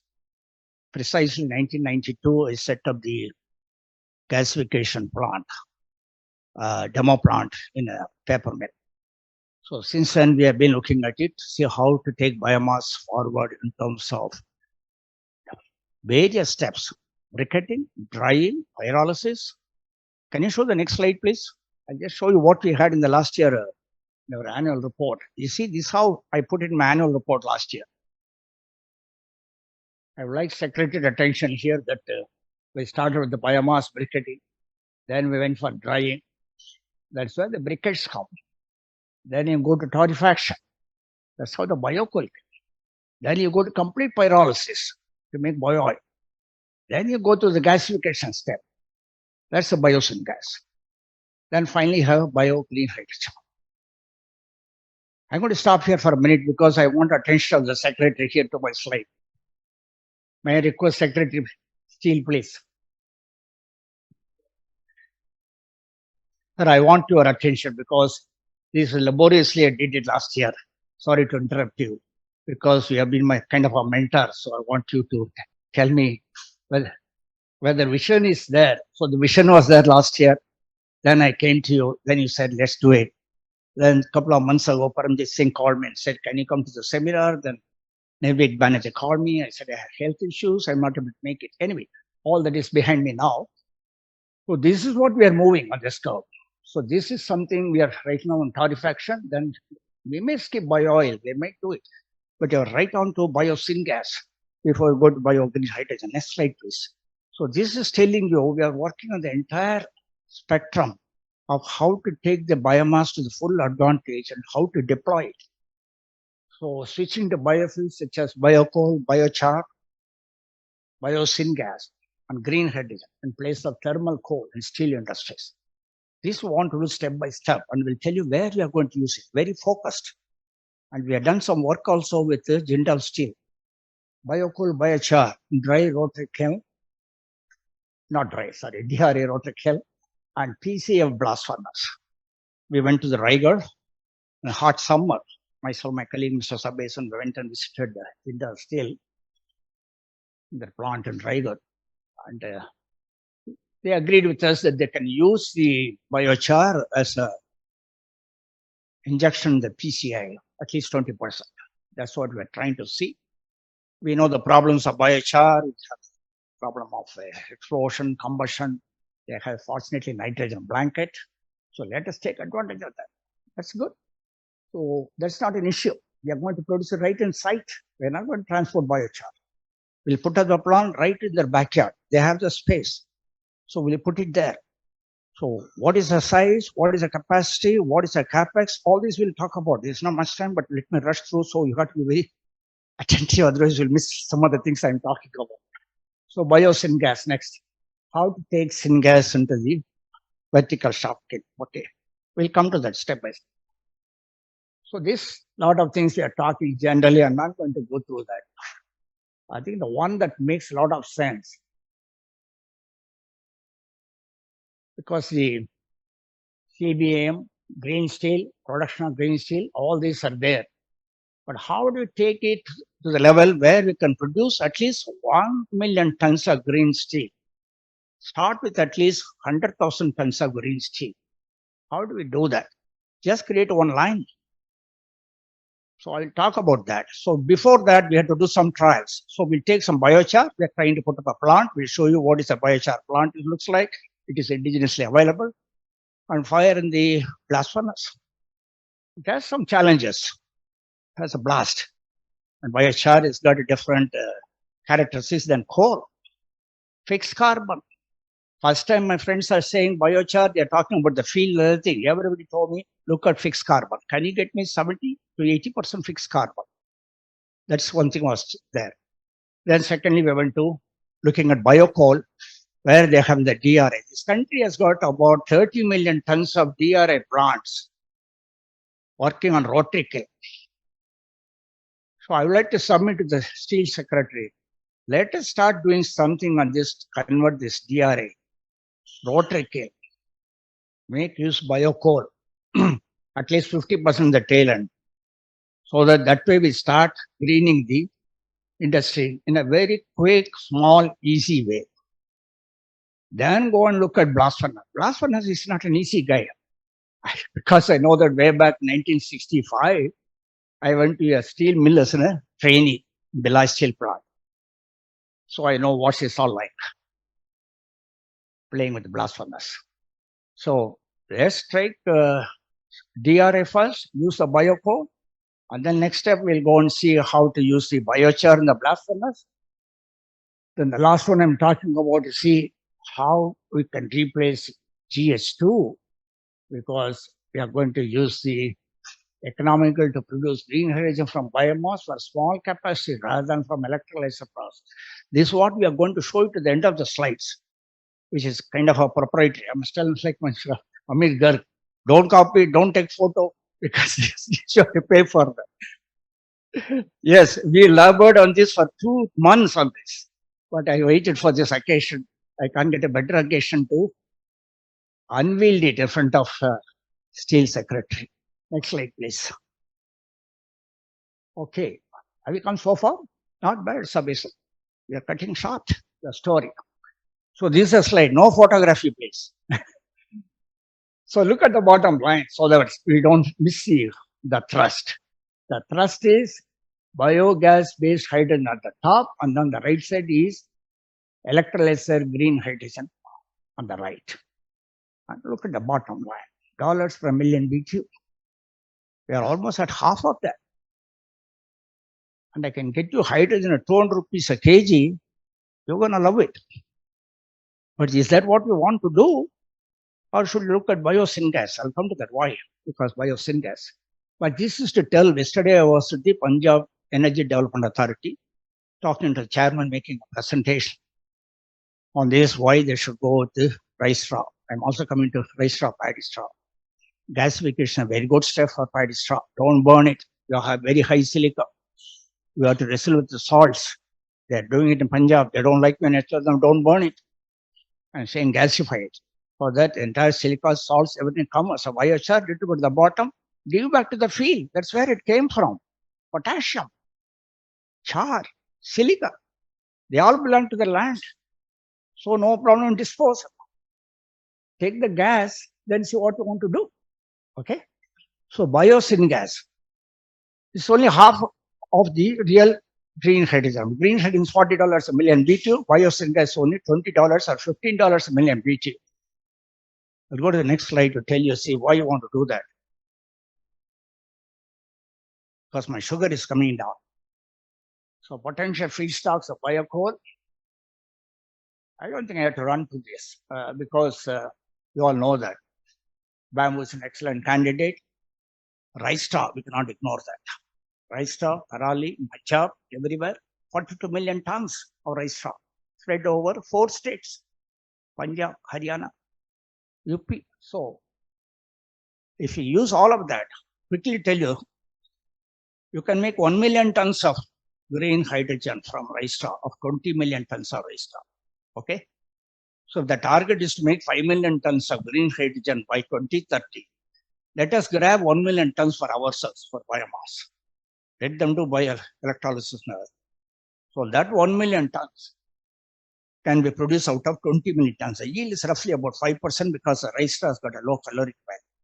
So these are the nuts and bolts we want to talk about as concessions and tell you as to how you should go about using not only the feedstock like rice straw, bamboo, anything else. For instance, cotton stock.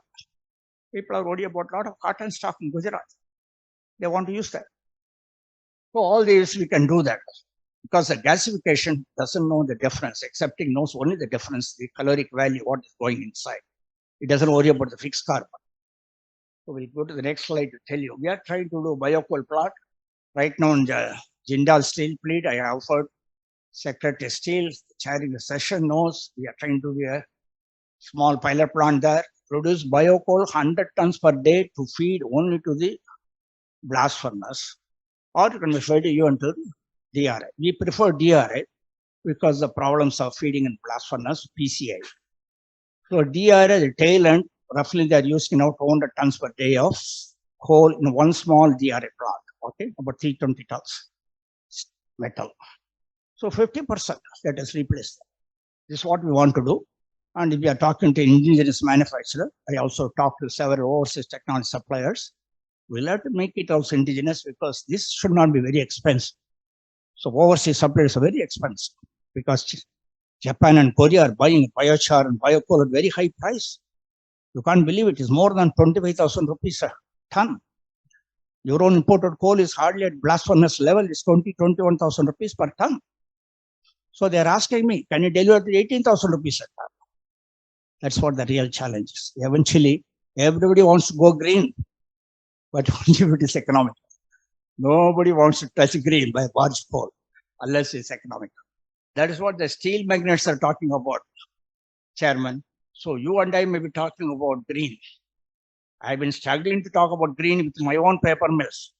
They said, no, tell me, Venkat, whether it is cheaper than coal, equivalent caloric value. So they went as say 20%. Next slide, please. So this is what we are trying to do. I just come to conclusion. I'm making a wrap up. So first step should be to use as much as biocoal as possible to replace the coal, but not coke. Okay, that's fine. Coal in PCA, coal in DRI. Get rid of it. Imported coal being used. Domestic coal has got 40% ash. You wash it, you get 25% ash. Yeah, correct. Then erosion is still there in DRI. Okay. Biocoal is manufactured by torrefaction process. Just now, everybody knows that. Manufacture biocoal using various agri-waste, agroforest products whose supply can be secured on long-term basis. Our friend Karpe will tell us we can do even not only with agri-waste for rice straw, straight away you can start on rice straw. There has to be a steel industry nearby. I don't know, right in Punjab or Haryana. But I think if you work with Chandrapur, where bamboo is available, you can take straight away to a steel industry. So I would start rather with bamboo. Bamboo has got its own special characteristics because of this high lignin. That's got a high fixed carbon. That's what somebody was asking. Start with bamboo, which is ideal biomass for the steel industry. So that you start with high fixed carbon. Fixed carbon is what you want. You want caloric value as well as fixed carbon. That's what the coke does it for you. That's the beauty of the coke. It does the reduction as well as heat. So I want something to do that. I'm trying to simulate it. It's a challenge. So there is a cost. How to do it at a cheaper rate, at least to match the coke cost. I'm sorry, not coke, coal. Imported coal at PCI is not a good idea. So we must try to replace it with as much as possible with the biocoal. Last slide. So the number is just we are throwing a number, which is not definitely. It could be in the range of 18,000 rupees of time. We tried to correct it yesterday myself. My friend Sabesan was worked on it. Night 1 o'clock we wound up. We could not make much more. We had to just finish about 7-8 slides. The flight got delayed. So I didn't have good sleep. I'm hungry now. But I welcome questions. Thank you very much.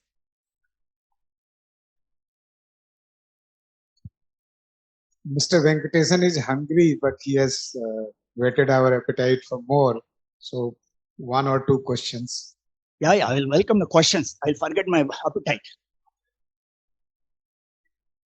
It has been tested in the pilot scale or it is commercial scale? So what we should do is try to start about add, let's say PCN, simple case in JSPL, Riger. 16 nozzles are there. Start with 4 nozzles, diametrically, okay?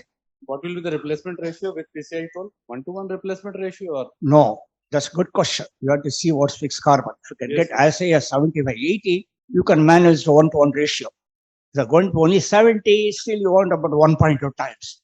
So you have to see the economics then. So these are the questions you want to answer when you put the pilot plant. But on paper looks good. On paper, at least you are very close. But it is important, very good that because PCI coal availability is also now becoming an issue. Right. If this is available because PCI coal we have to import outside and the availability also is a very good thing. Steel Ministry is ready to fund an R&D.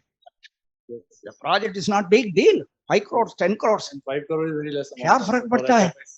You start that, run it, then go next scale, biochar, then go next to biosyngas. Keep going. Okay. I'm with you. Thank you. Thank you.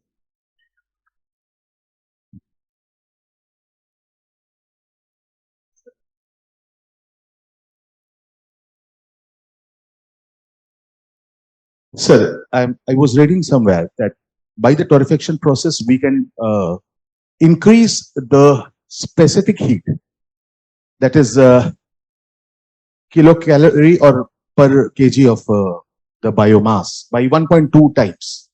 So how much maximum of calorific value we can go with the torrefaction process? Because that is very important for our blast furnaces. Very simple. The chemistry tells you. You don't have to guess. First, you remove the moisture. Second, you are going to remove the volatile matter. How much volatile matter you want to remove? You want to come down to 15% or 18%? What's the blast furnace wants it? I don't know. Some people say they want 7,000, 18%. 7,000 if I'm correct. Yeah, it can go as high as 7,000 depending on what you start with. You can't start with 3,000 like a rice straw and then look for 7,000. You go with bamboo, 4,000, 4,200. He is making 4,000. I'll give you 4,200 from bamboo. Then you can go all the way to 7,000, depending on how much volatile matter you want it. You don't want any volatile matter? I don't know. You tell me, blast furnace still need volatile matter. I'm not an expert, sir, of blast furnace. Thank you. One more I'm prepared to take, sir. So maybe I mean, if people want to ask you, certainly. Sir, I'm Mr. Chakravarti. I'm Mr. Chakravarti from CT. Sir, you talked about use of biomass or charcoal in rotary kiln processes mainly. So, do you require some compaction before the use, or just as it is you can use? Good question. First of all, don't talk biomass anymore. You can't fire it directly biomass. Just got a lot of issues, volatile matter, silica, so you make a bio coal, or even after making bio coal, you make this pellets. If you are going to inject at the back end of that DRI of the rotary kiln type, which we went and saw, what's an issue? They had to fire it like a rifle. It has to go and fall at the middle of the thing. So it's not that easy. If you just a powder, you can't fire it. Oh, you mean, sir, you have to put it in Pelletize. form of this coal dust. You have to pelletize. You have to pelletize. So finally, we'll have to see what's the cost. So everything needs a feasibility study. Whoever wants to do, we are willing to do that for you. Thank you.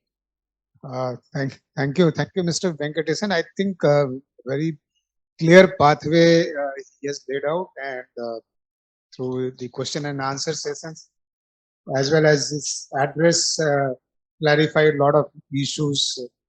But I would like to end just with one remark which Mr. Nirvik Banerjee had made. So don't stay content with what you get through the process. Also use the bioproducts. If you don't use the bioproducts, you are missing out a lot of value.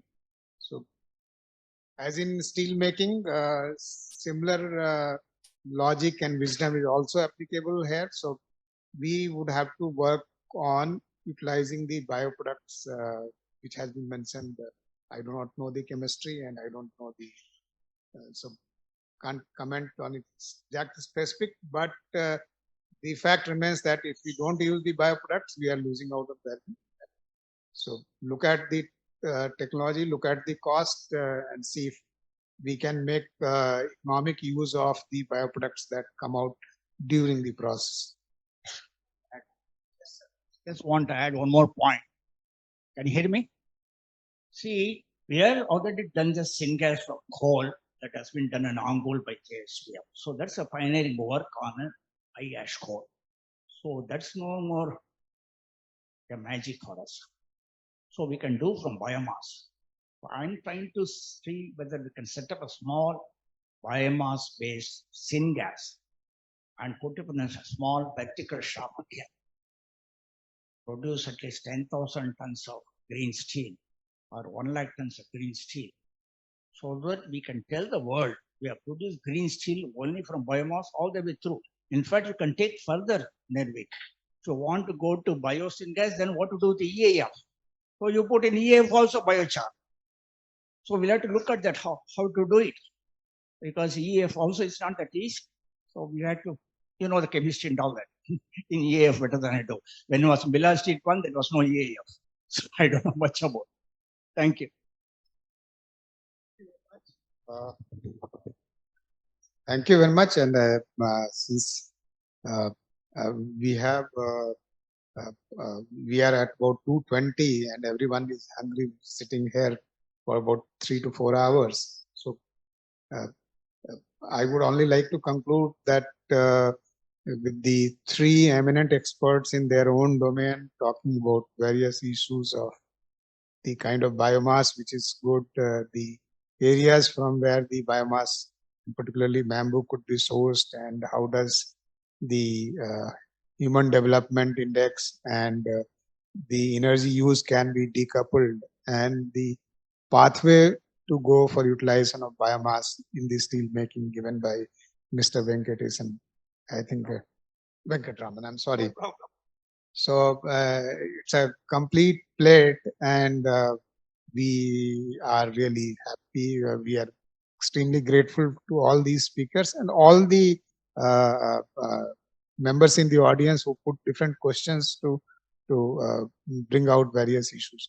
Thank you very much, these speakers, and thank you very much, the members of the audience. Thank you. To present mementos to the speakers. Sir, please.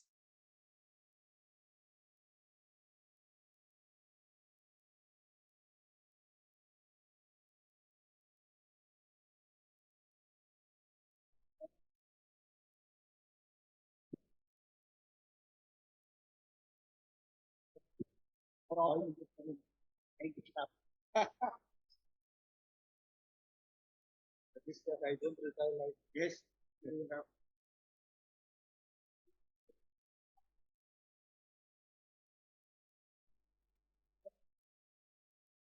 Thank you, sir. I now invite Sri Atanu Bhumik, Director in Charge RSP, to present a memento to Sri NN Sinha.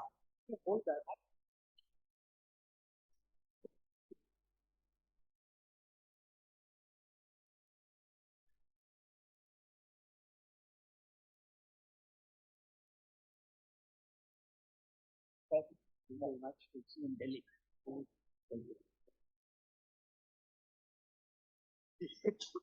Thank you, sir.